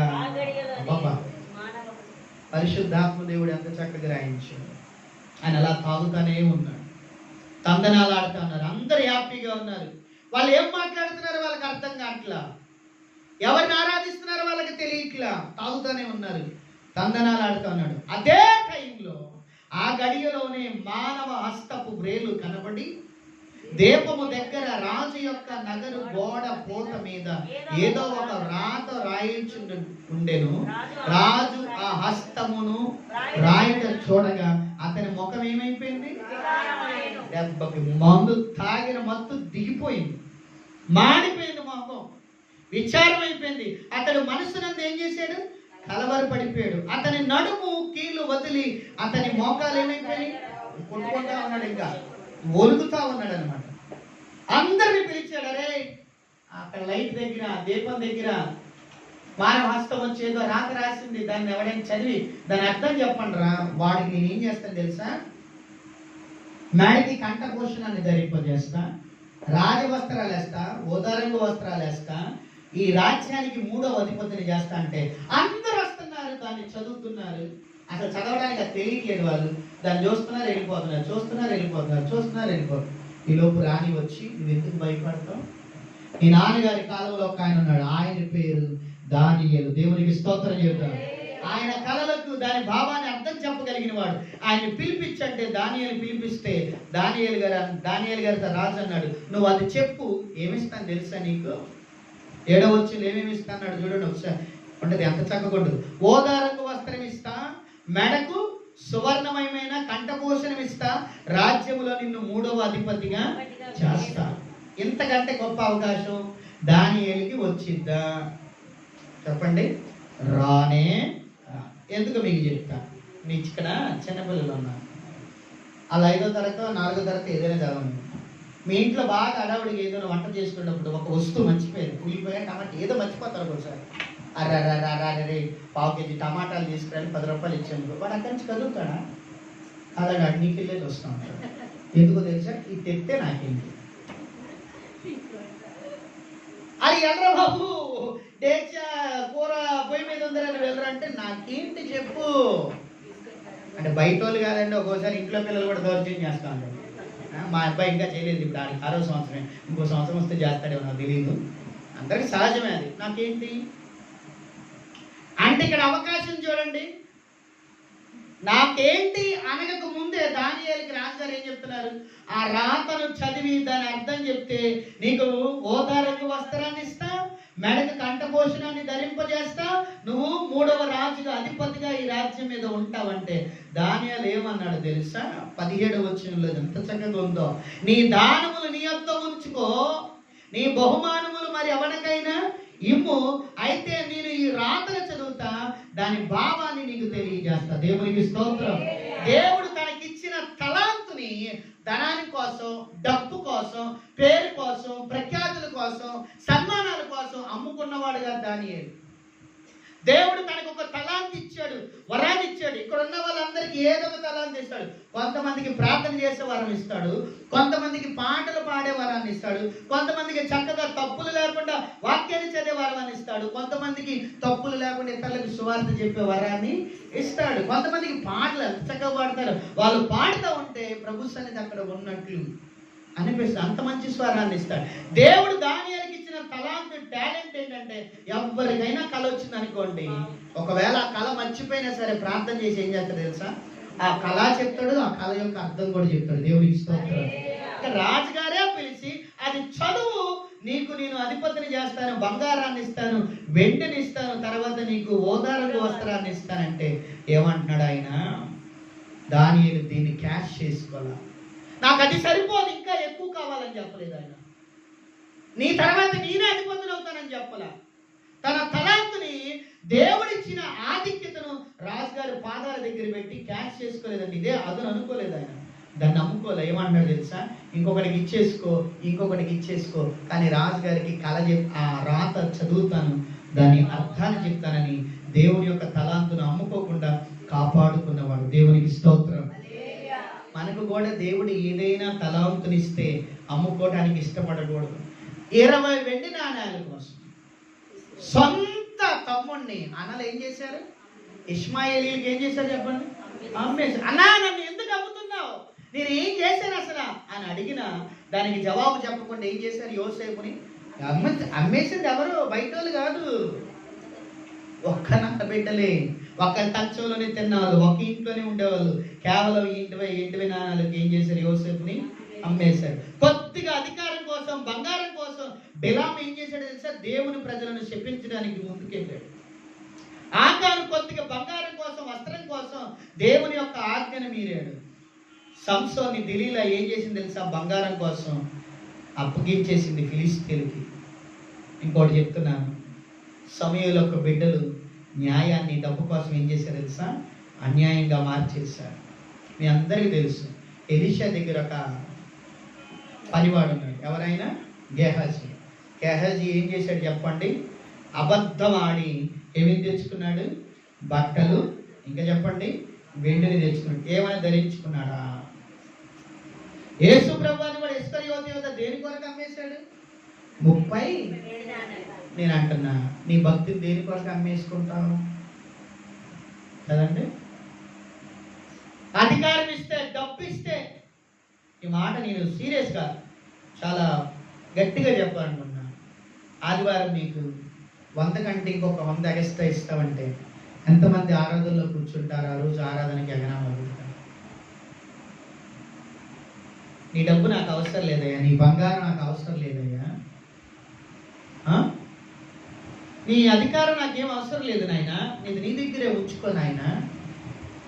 మరి మనం చెప్పగలం అలాగా? యేసుప్రభు వెనకాలే తిరిగాడు కదా, యేసుప్రభు సువార్త చెప్పమంటే చెప్పాడు కదా ఇస్కరియోతు యోధ. యేసుప్రభు వారి అధికారాన్ని ఇస్తే దయ్యాలు వెళ్ళగొట్టాడు ఇస్కరియోతు యోధ, రోగుల్ని బాగు చేశాడు. ఆ ప్రాంతం అంతా తిరిగి వచ్చి యేసయ్యా మేము దయ్యాలు వెళ్ళగొడుతున్నాం, రోగాలు బాగు చేస్తున్నామంటే దేవుడు వాళ్ళు ఏమన్నాడు తెలుసా? దీన్ని బట్టి ఆనందించద్దు, మీ పరలోకంలో మీ పేర్లు ఉన్నాయి, దాన్ని బట్టి ఆనందించన్నాడు. దేవునికి స్తోత్రం. అంత గొప్పవాడు దేనికి లోబడిపోయాడు? దేనికి లొంగిపోయాడు? 30 వెండి నాణాలు అప్ప చెప్పిన తర్వాత యేసు ప్రభువు వారిని పట్టుకొని బాధ పెడతా ఉంటే, హింసిస్తా ఉంటే దాన్ని చూసి ఇస్కరియోతు యోధ ఏమంటాడంటే, ఆ డబ్బు అంతా తీసుకెళ్లి మళ్ళీ ప్రధాన యాజకులకు ఇచ్చి నేను నీతిమంతుని అప్పగించేశాను అంటాడు. ఏమైనా ఉపయోగం ఉందా? పాస్టర్ గారు నన్ను క్షమించండి, ఈ రోజు నేను ప్రార్థనకి రాలేకపోయాను అంటే ఆదివారం నువ్వు డబ్బుల కోసం వెళ్ళిపోతే మళ్ళీ ఆ రోజు వచ్చే దీవెన మళ్ళీ నీకు వస్తుందా? డబ్బు పిచ్చి, ధనాపేక్ష, బంగారు పిచ్చి, అధికార పిచ్చి ఏం చేస్తుంది తెలుసా? దేవుడికి దూరం చేస్తుంది దేవుని బిడ్డల్ని. ఇక్కడ మాత్రం చూడండి, దానియేలు అన్నాడు, నువ్వు నన్ను 3వ అధిపతికి చేసినా, నా మెడకి కంఠభూషణ వేసినా, ఓదారంగు వస్త్రాలు ఇచ్చినా నాకు అది వద్దు, అది ఎవరికైనా ఇచ్చుకో, నాకు దేవుడిచ్చిన తలాంతు దేవుని కొరకే వాడతాను. దేవునికి స్తోత్రం. యోగా మన పరిస్థితి ఎలా ఉండాలో తెలుసా? దేవుని కొరకు ఎన్ని వచ్చినా సరే, అడ్డొచ్చినా సరే, వాటిని ఏం చేయాలి? మనం గెలవాలంటారా, అక్కడ ఆగిపోవాలంటారా? నేను ఏం చేశాడు? దాన్ని గెలిచాడు. ఒకవేళ ఇంకా ఎగస్ట్రా అడిగుంటే దానియేలు గురించి బైబిల్ ఏమి రాయబడిందో తెలుసా? దానియేలు రాజుగారు ఇచ్చిన దానికంటే, ఇస్తానన్న దానికంటే అధికంగా తీసుకొని దేవునికి దూరం అయిపోయాడు. గెహాజీ గురించి అదేగా రాశారు, యోధా గురించి అదేగా రాశారు, ఆకాన్ గురించి అదేగా రాశారు. అంటే ఎంత భక్తి చేసి కొద్దిగా బంగారం కోసం, కొద్దిగా వెండి కోసం, కొద్దిగా అధికారం కోసం తన పేరంతటిని ఏం చేసుకునేవాడు? దానియేలు పోగొట్టుకునేవాడు. దేవుని వెళ్ళారు. మరి మనం ఎలా ఉంటాం? ఆలోచన చేయాలి, చాలా ఆలోచన చేయాలి. మన తలాంతుని దేవుడి దగ్గర ఇవ్వాలి తప్ప, ఉపయోగించాలి తప్ప ఎవ్వరికి మనం తాకట్టు పెట్టవలసిన అవసరతే లేదు. దేవునికి స్తోత్రం. అధికారం కోసం మోషే మీద ఎదురు తిరిగిన వాళ్ళు ఉన్నారంటే, నా సింహాసనం ఉండాలని చెప్పి సొంత అల్లుణ్ణి, గొల్యాతుని చంపిన దావీదుని తరిమినోడు ఎవరంటే సౌలు. దావీదు కడుపున పుట్టిన అబ్షాలోము కూడా నాకు సింహాసనం కావాలని వృద్ధాప్యంలో ఉన్న తండ్రిని కూడా అడవులకు పంపించాడు. దేనికోసం తెలుసా? అధికారం. నేను అంటున్నా, మీరు బాగా గుర్తుపెట్టుకోవాలి. ఒకవేళ దేవుడు మిమ్మల్ని పిలిచి ఏదైనా సంఘంలో పరిచర్య చేయమని ఒక పాత్ర ఇచ్చేదాకా, నువ్వు పరిచారకురాలివి, నువ్వు పరిచారకుడు, నువ్వు సంఘ పెద్దవి అనేదాకా మీరు రాకూడదు. అంతే. ఇన్ని సంవత్సరాలు చేస్తున్నాను, ఎందుకు చేయలే? వెనకాల వచ్చినా చేసేది ఏంటి? దేనికోసం? పరిచారకురాల కోసం. ఇదే మనుషులు కనపడాలన్నా మనం తిరగబడేది ఒక్కోసారి దైవజనుల మీద. ఎవరైనా అలాంటి గుణగణాలు ఉంటే కనుక దాన్ని తొలగించేస్తుంది. నేను రక్షించబడిన తర్వాత 50 మంది టీచర్లు కూర్చున్నారు ఒక దగ్గర. నేను రక్షించబడింది బాప్టిస్ట్ చర్చిలో. 1800 కుటుంబాలు ఉంటాయి అక్కడ. 500 మంది సండే స్కూల్ పిల్లలు, 55 మంది టీచర్స్లు నన్ను పిలిచి, ఇదిగోరా నువ్వు బిగినర్ చెప్పరా అని చెప్పి సండే స్కూల్ సూపరింటెండెంట్ గారు ఇచ్చారు నాకు. బిగినర్ క్లాస్ నేను చెప్పాలంటే ఎల్కేజీ యూకేజీ చదువుకునే పిల్లలు. ఈలోపు మా పాస్టర్ గారు వచ్చారు, అందరినీ కూర్చోబెట్టారు. ఎవరెవరికి ఏమి ఇచ్చారో చెప్పారు, అందరు చెప్పారు. నేను కూడా బాప్టిజం తీసుకున్నాను, నేను కూడా రక్షణ పొందాను, నాకు చెప్పడం వచ్చు. నా దగ్గర ఆ బుక్ తీసుకుని ఏమన్నా తెలుసా మా పాస్టర్ గారు? అరే ఈ సంవత్సరం నువ్వు వాలంటరీగా చేయన్నారు, ఈ బుక్ వేరే వాళ్ళకి ఇస్తున్నాను. దేవుడు అమ్మగారు అలా చేశారు, అందరి ముందు నా పరువు తీశారు అని అన్నారు. వాలంటరీ పని అంటే ఏంటో తెలుసా? టీచర్స్ కంటే ముందు రావాలి, టీచర్స్ అందరూ వెళ్ళిపోయిన తర్వాత వాలంటరీ వెళ్ళాలి. వాళ్ళకి టీ అడిగితే టీ ఇవ్వాలి, మంచినీళ్ళు అడిగితే మంచినీళ్ళు ఇవ్వాలి, బిస్కెట్ అడిగితే బిస్కెట్ ఇవ్వాలి, క్రయాన్స్ అడిగితే క్రయాన్స్ ఇవ్వాలి, బుక్స్ అడిగితే బుక్స్ అడగాలి. టీచర్ గారి దగ్గర చేతులు కట్టుకొని ఇచ్చారు. నేను టీచర్గా ఉండవలసిన మా పాస్టర్ గారు ఏం చేశారు? అలగలా సనగలా అన్నీ వాళ్ళకే చెప్తారులే, మేము వచ్చిన మమ్మల్ని పట్టించుకుంటారా? బలేటో సతీష్ గారు అసలు అని అన్నారా? నేను చేయను. ఏదో మూతంటగా ఏ మూతి పెడతారంటే ఇదైనా పని ఇవ్వకపోతే బొంగమూతి. అది బొంగమూతి కాదు, దొంగమూతి. అంటే దేవుడు నిన్ను పిలిచి ఇచ్చేంత వరకు అధికారాన్ని కోరుకో. దైవజనుడు ప్రార్థన చేసినప్పుడు ఈ అమ్మగారు, ఈ అక్క, ఈ తమ్ముడు, ఈ చెల్లి ఈ పని చేస్తే బాగుంటుందని దేవుడు ఒక తలంపు ఇస్తాడు. అది ప్రార్థనా పూర్వకంగా సంఘంలో అనౌన్స్మెంట్ చేస్తారు. వాళ్ళు మీ మీద చేతులుంచి ప్రార్థన చేస్తారు. అప్పుడు నువ్వు సంఘంలో పనిచేయాలి. దేవునికి స్తోత్రం. అంటే లెక్కలేదండి, మేము ఎన్ని సంవత్సరాల నుంచి వస్తున్నామండి. బైబిల్లో రాబడి దేవుని పని చేయాలంటే తప్పనిసరిగా వాళ్ళు రక్షణ పొంది, మారు మనసు పొంది, దానికి గుర్తుగా బాప్తీస అనుభవం ఉన్నప్పుడు దేవుని పని చేయడానికి అర్హత కలిగిన వాళ్ళు. దేవునికి స్తోత్రం. నేను ఎందుకు ఈ మాట చెప్తానంటే, అధికారం తన దగ్గరికి వచ్చింది, ధనము తన దగ్గరికి వచ్చింది, మెడలో బంగారు గొలుసు తన దగ్గరికి వచ్చింది. వచ్చిన దానియేలు ఏమన్నాడు? దాన్ని అమ్ముకున్నాడా? దేవుని తలాంతుని దేవుని కొరకు వినియోగించాడా? దేవుని కొరకే అమ్ముకోకండి, దానికి లోబడకండి, దేవుని పని కొరకే మనం అందరం నిలబడుదుము గాక. 6వ అధ్యాయం, దానియేలు గ్రంథం 6వ అధ్యాయం. ఈ వచ్చిన చదువు, ఇది చాలా అవసరమైంది, జాగ్రత్తగా చూడండి. దానియేలు గ్రంథం 6వ అధ్యాయం 3వ వచనం. ఈ దానియేలు అతి శ్రేష్టమైన బుద్ధి గలవాడు. నాతో చెప్పండి, ఈ దానియేలు. నాతో చెప్పండి, ఈ దానియేలు అతి శ్రేష్టమైన బుద్ధి గలవాడు. ఎవరు రాయించారు ఈ మాట? తనే రాసుకున్నాడా? దేవుడు రాయించారా? ఎలాంటి బుద్ధి అంటే అండి? చెప్పండి అన్న, చెప్పండి పర్లా. అతి శ్రేష్టమైన బుద్ధి. 6వ అధ్యాయం 1వ వచనం చదవండి. అసలు ఎప్పుడు చెప్పబడిందో మీకు తెలుసు. తన రాజ్యం అంతటి పైన అధిపతులుగా ఉండుటకై 120 మంది అధిపతులు నియమించుటకు దర్యావేషు. ఇప్పుడు రాజుగారి పేరేంటి? నాకు ఎలా చూస్తారు చెప్పండి, ఏం పేరు? నెబుకద్నెజరు చనిపోయాడు, బెల్షాజరు చనిపోయాడు, అది బబులోను రాజ్యం. ఇప్పుడు ఇంకొక కొత్త రాజ్యం వచ్చింది. ఆ రాజ్యం పేరు ఏంటంటే మాదియా పారసిక. చెప్పండి. ఆ రాజులు మారారు, రాజ్యం మారిపోయింది. దర్యావేషు ఏమనుకున్నాడంటే, ఇదిగో పెద్ద వయసు కలిగిన, ఈ సుబుద్ధి కలిగిన, అతి శ్రేష్టమైన బుద్ధి కలిగిన దానియేలు 120 మంది అధిపతుల మీద పెద్దగా ఉన్నారు. దానియేలు నువ్వు దేవునికి బహుప్రియుడు అనడానికి 3వ కారణం ఏంటంటే, దానియేలుకి ఎలాంటి బుద్ధి ఉందంటే అతి శ్రేష్టమైన బుద్ధి. ఇంగ్లీష్లో ఏముందంటే excellent spirit was in him. Excellent spirit, అతి శ్రేష్టమైన బుద్ధి కలిగిన వాడు. రాజులు మారారు, రాజ్యాలు మారినాయి, కానీ దానియేలు యొక్క బుద్ధి మాత్రం మారిందా మారలేదా?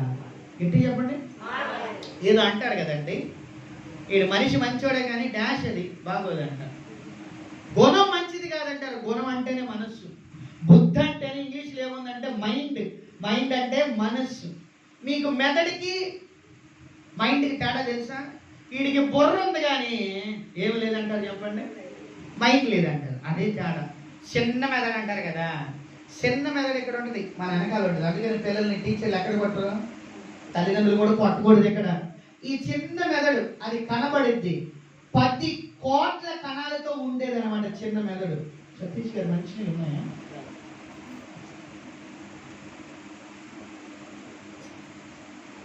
ఉన్నాయా అని అడిగా. ఇప్పుడు నేనేమడిగాను పాస్టర్ గారిని, సతీష్ గారు మంచి నేను. ఇప్పుడు వెంటనే ఆయన ఏం చేశారు నాకు, ఇప్పుడు నేను అడగంగానే ఆయన చెవులోకి ఆ మాట వెళ్ళి చిన్న మెదడు చెప్పింది అనమాట, మాస్టర్ గారు మంచి నీళ్ళు ఇవ్వమన్నారా బాబు, ఇవ్వు అని. అది మన మెదడు చేసే పని. మీరు ఇలా కూర్చో ఉన్నారు, మీ ముఖం మీద దోమ పుట్టింది, దాన్ని కొట్టుకొని ఎవరు చెప్తారు? అక్కడ చెప్తారా దోమలు కొట్టుకొని? చిన్న మెదడు పని అది. అంటే ఆ కణాలన్నీ ఆ పని చేస్తాయి. కానీ మైండ్ అంటే అర్థం ఏంటో తెలుసా?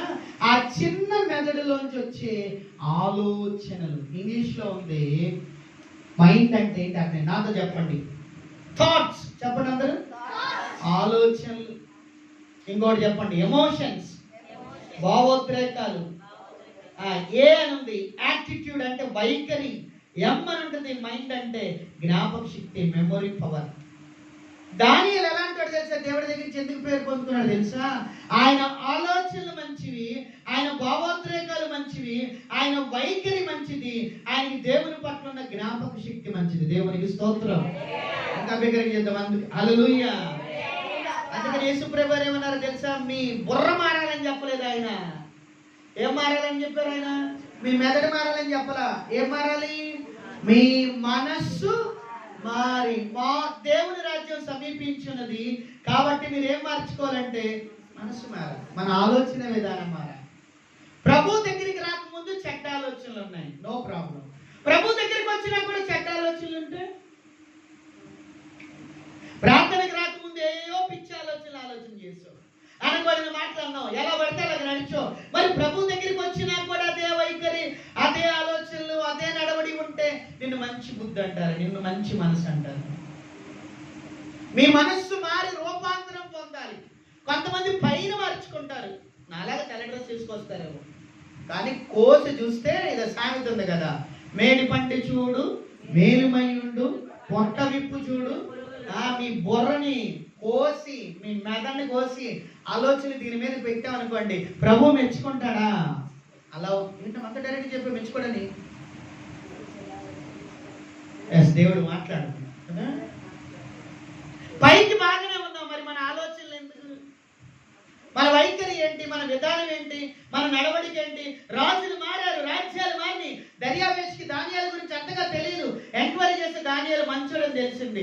రాజులు మారినా, రాజ్యాలు మారినా, ప్రధానమంత్రులు మారినా, మనలో ఉన్న మనసు మాత్రం, మైండ్ మాత్రం, బుద్ధి మాత్రం మారకుండా ప్రభు కొరకు అలాగే ఉండునుగాక. మనసు మారిపోవాలి, చెడ్డ ఆలోచనలు పోవాలి, బుద్ధి మారాలన్నమాట. మా ఆయన చాలా మంచోడండి, కానీ బుద్ధే మంచిది కాదండి. ఎన్నోసార్లు మీరు ఉంటారు, మనసు మారాలండి, మనసు మారాలి. ఈ రోజుల్లో యూట్యూబ్లో యేసుప్రభు వారి మతం స్థాపించాడు. ఆయన మతం స్థాపించడానికి రాలేదు, రండి నాలో కలుపుకుంటానికి అని రాలేదు. ఆయన ఏం మార్చడానికి వచ్చాడంటే మనస్సును మార్చడానికి వచ్చాడు. దేవునికి స్తోత్రం. నేను ప్రభువుని ఎరగక ముందు 2000 సంవత్సరాలు మా నాన్నగారు నా చేతుల్లోనే చనిపోయారు. మా నాన్నగారు చనిపోయిన తర్వాత అసలు మా ఇంట్లో అడ్డు చెప్పేవాళ్ళు ఎవ్వరు లేరు. మా అన్నయ్య పెళ్లి చేసుకుని వెళ్ళిపోయాడు. మా నాన్నగారు చనిపోయిన ఒక 4-5 నెలలకి మా అక్కకి పెళ్లి చేసి పంపిస్తారు మా అమ్మ. నాకు తమ్ముడు చెల్లి ఉన్నారు, వాళ్ళు నాకంటే చిన్నోళ్ళు. ఇక నేను ఇంట్లో ఆడిందే ఆట, పాడిందే పాట, నేను ఏం చేసినా పర్లేదు. 3 సంవత్సరాలు, దాదాపు 4 సంవత్సరాలు మా అమ్మని ఏడిపించాను. 120 రూపాయలు జీతం నాకు అప్పుడు 2001లో 2000 సంవత్సరం. ఇప్పుడు కదండి, అప్పుడే 3600 రూపాయలు నాకు జీతం, టీ మాస్టర్. 120 రూపాయలు జీతం ఇస్తే చక్కగా 80 రూపాయలు 90 రూపాయలు తాగేసి 20 రూపాయలు మా అమ్మ చేతిలో పెట్టి మాంసం కూర ఉండే మనం. మా ఇంట్లోకి నేను వెళ్తే మా చెల్లి మా అమ్మ అంత దౌర్భాగ్యమైన జీవితం. నేను నాది మా తమ్ముడు వేరే వాళ్ళ ఇంట్లోకి వెళ్ళి పడుకునే వాళ్ళు. ఎందుకో తెలుసా, నేను తాగి వచ్చి అలా చేస్తాను. ఒక్కోసారి మా అమ్మగారికి చిరాకేసి తాళం వేసేసేది ఇంటికి. వీడు ఎలాగెళ్తాడు ఇంట్లో కానీ, కాకపోతే వాడికి చాలా తెలివితేటలు ఉంటాయి. చక్కగా నేను ఏం చేసి ఉంటే ఆ తలుపులు లేపి పక్కన పెట్టి లోపలికి వెళ్ళేవాడు. ఇప్పుడు దొంగలకి ఏం సలహా ఇవ్వట్లా. ఎలాగెళ్ళేవాళ్ళ లోపలికి, నేను ఎలాగోలాగ వెళ్ళాను. నా మనసు మారలో ప్రభువుని ఎరక ఉంది. ఒక్కసారి 2003వ సంవత్సరం డిసెంబర్ నెల మా మేనల్లుడు పిలిస్తే మందిరానికి వెళ్తే దైవజనులు ఇలాగే నిలబడి వాక్యం చెప్తున్నప్పుడు నాతోనే దేవుడు మాట్లాడు. ఎందుకురా మీ అమ్మను బాధపడతావు, ఎందుకురా మీ నాన్న బాధపడతావు, నువ్వు పని చేసింది ఎందుకురా, తాగడానిక, తిరగడానికి, కందనాలు ఆడటానిక, మీ అమ్మ మీ నాన్న ఎంత నీకు వరకు ప్రయాసపడుతున్నారంటే. నాకు డౌట్ వచ్చింది. నన్ను మందిరానికి పిలిచాడు కదా, నా గురించి మొత్తం చెప్పాడు మాస్టర్ గారికి. మా మేనలుడు అనుకున్నా, కానీ వాడు ఎక్కడో కూర్చున్నాడు. వాడు ఎలా చెప్తాడు? తర్వాత నాకు అర్థమైంది, మాస్టర్ గారు కాదు ఆ మాటలు మాట్లాడేది, నాతో ఎవరు మాట్లాడారు? దేవుడు. అందరూ వెళ్ళిపోయారండి, అందరూ వెళ్ళిపోయారు. నేను కూర్చొని ప్రభు దగ్గర ప్రార్థన చేశాను. ప్రభు నిజమే, మా నాన్న చనిపోయిన తర్వాత నేను మా అమ్మని ఏడిపించాను. నా వల్ల మా చెల్లికి మా తమ్ముడికి ఏ సుఖము లేదయ్యా. నేను వస్తే ఇల్లుండి కూడా ఇల్లు లేని వాళ్ళు లాగా వేరే ఇంట్లోకి వెళ్ళి పడుకుంటున్నారని నేను చాలా బాధ పెట్టాను, చాలా బాధ పెట్టాను. బూతులు తిట్టలే మా అమ్మని కానీ అనకూడని మాట్లాడినా, బూతులు అయితే తిట్టా. నువ్వు నన్ను పెంచలేని దానివి, ఎందుకు కన్నావు, నాకు డబ్బులు పోతే ఎందుకు కన్నావు, చాలాసార్లు అన్న మాట. ప్రభువుని ఎరిగిన తర్వాత నా మనసును దేవుడు మార్చాడు. దేవునికి స్తోత్రం. దేవుని దగ్గరికి వచ్చిన మనం మరి మన ఆలోచనలు ఎలా? మీరు అంటున్నారు కదా బుద్ధి మారలేదు, బుద్ధి మారలేదు. బుద్ధి అంటే మనస్సు మారాలి. బుద్ధి లేని వాళ్ళే బైబిల్లో రాయబడింది, బుద్ధి లేని ఒకడు పడుచువాడు వ్యభిచారుల ఇంటి దగ్గర, సందుల దగ్గర తిరగటం నేను చూశాను అని బైబిల్లో రాయబడింది. బుద్ధి లేని వాళ్ళే తమ శరీరాలు పాడు చేసుకుంటారు. బుద్ధి లేని వాళ్ళే భార్య ఉండగా ఇంకొకరి దగ్గరికి వెళ్తారు. బుద్ధి లేని వాళ్ళే భర్త ఉండగా ఇంకొకరితో అక్రమ సంబంధాన్ని పెట్టుకుంటారు. బుద్ధి లేని వాళ్ళే పిల్లలకి తల్లులకి తెలియకుండా చాటింగ్లు చేస్తారు. బుద్ధి లేని వాళ్ళే భర్తకు తెలియకుండా భార్య, భార్యకి తెలియకుండా భర్త చేస్తారు. బుద్ధుంటే నాకు ఒక భార్య ఉంది, బుద్ధుంటే నాకు ఒక భర్త ఉన్నాడు, బుద్ధుంటే నాకు పిల్లలు ఉన్నారు, నేను ఎలా చేస్తాను? పాపం చేయగలరా? ప్రపంచాన్ని కుదిపేస్తున్న పాపాల్లో ప్రాముఖ్యమైన పాపం ఏంటంటే వ్యభిచారం. ప్రపంచాన్ని కుదిపేస్తుంది ఏంటంటే అక్రమ సంబంధాలు. అదొక లేఖనైపోయింది అనమాట. అదేం అవ్వదులే. భార్య ఉండగానే ఇంకొకరు కావాలి, భర్త ఉండగానే ఇంకొకరు కావాలి. అక్రమ సంబంధాల వల్ల సొంత బిడ్డల్ని చంపుతున్న తల్లులు ఉన్నారు. పేపర్లు ఎన్ని చూడట్లా, టీవీలు ఎన్ని చూడట్లా. కట్టుకున్న భర్తను వదిలేసి ఎవడో తగిలాడని చెప్పి పిల్లలను కూడా వదిలేసి వెళ్ళిపోయిన మహానుభావుడు అంటున్నారు. వాళ్ళు ఎవరో తెలుసా? బైబిల్లో రాయబడింది బుద్ధి లేను. నేను ఈ మాట చెప్తున్నా, ఒకవేళ అపవాదకుడు నీకు కూడా వలేస్తున్నాడేమో, అలా చేయమని చెప్తున్నాడు. యవ్వన బిడ్డలారా, తల్లులారా, నెవర్ నెవర్. బుద్ధి లేని వాళ్ళే పని చేస్తారు. నేను ఇలా చేస్తున్నాను, నా తల్లికి తెలియదు అనుకొని ఆడపిల్లలు అనుకోవచ్చు, మగపిల్లలు అనుకోవచ్చు, ఎవరు చూడట్లేదని చెప్పి పాపంలోకి వెళ్ళిపోవచ్చు. దేవుడు అన్నాడు, ఆ బుద్ధి, ఆ ఆలోచనలు మార్పు రావాలి. దేవునికి స్తోత్రం. దగ్గరగా చెప్తాం హల్లెలూయా. తప్పిపోయిన కుమారుడు గురించి మనం చాలా సార్లు విన్నాం. నాన్న ఎదిరించి ఏం చేశాడు? ఆస్తి అంతటిని తీసుకొని వెళ్ళిపోయాడు. దూర దేశానికి వెళ్ళి ఏదో వ్యాపారం చేయాలనుకున్నాడు. బైబిల్లో రాయబడింది దుర్వ్యాపారం చేశాడు. తాగాడు, వేరే వాళ్ళతో తిరిగాడు. పెద్ద కొడుకు అదే మాట అన్నాడు తమ్ముడు తిరిగి వస్తే, నీ చిన్న కుమారుడు వేశ్యలతో తిరిగి డబ్బు తగలేస్తే వాడి కోసం నువ్వు ఇంత హంగామా చేస్తావని డైరెక్ట్గా మాట్లాడాడు. బైబిల్లో రాయబడింది ఆ చిన్న కుమారుడు అంతా పోగొట్టుకొని ఆకలేస్తా ఉంటే పందులు తిని పొట్టు తిని నింపుకుందాం అనుకున్నాడు తన కనుపు. కానీ అది కుదరలా. బైబిల్లో రాయబడిన మాట ఏంటో తెలుసా?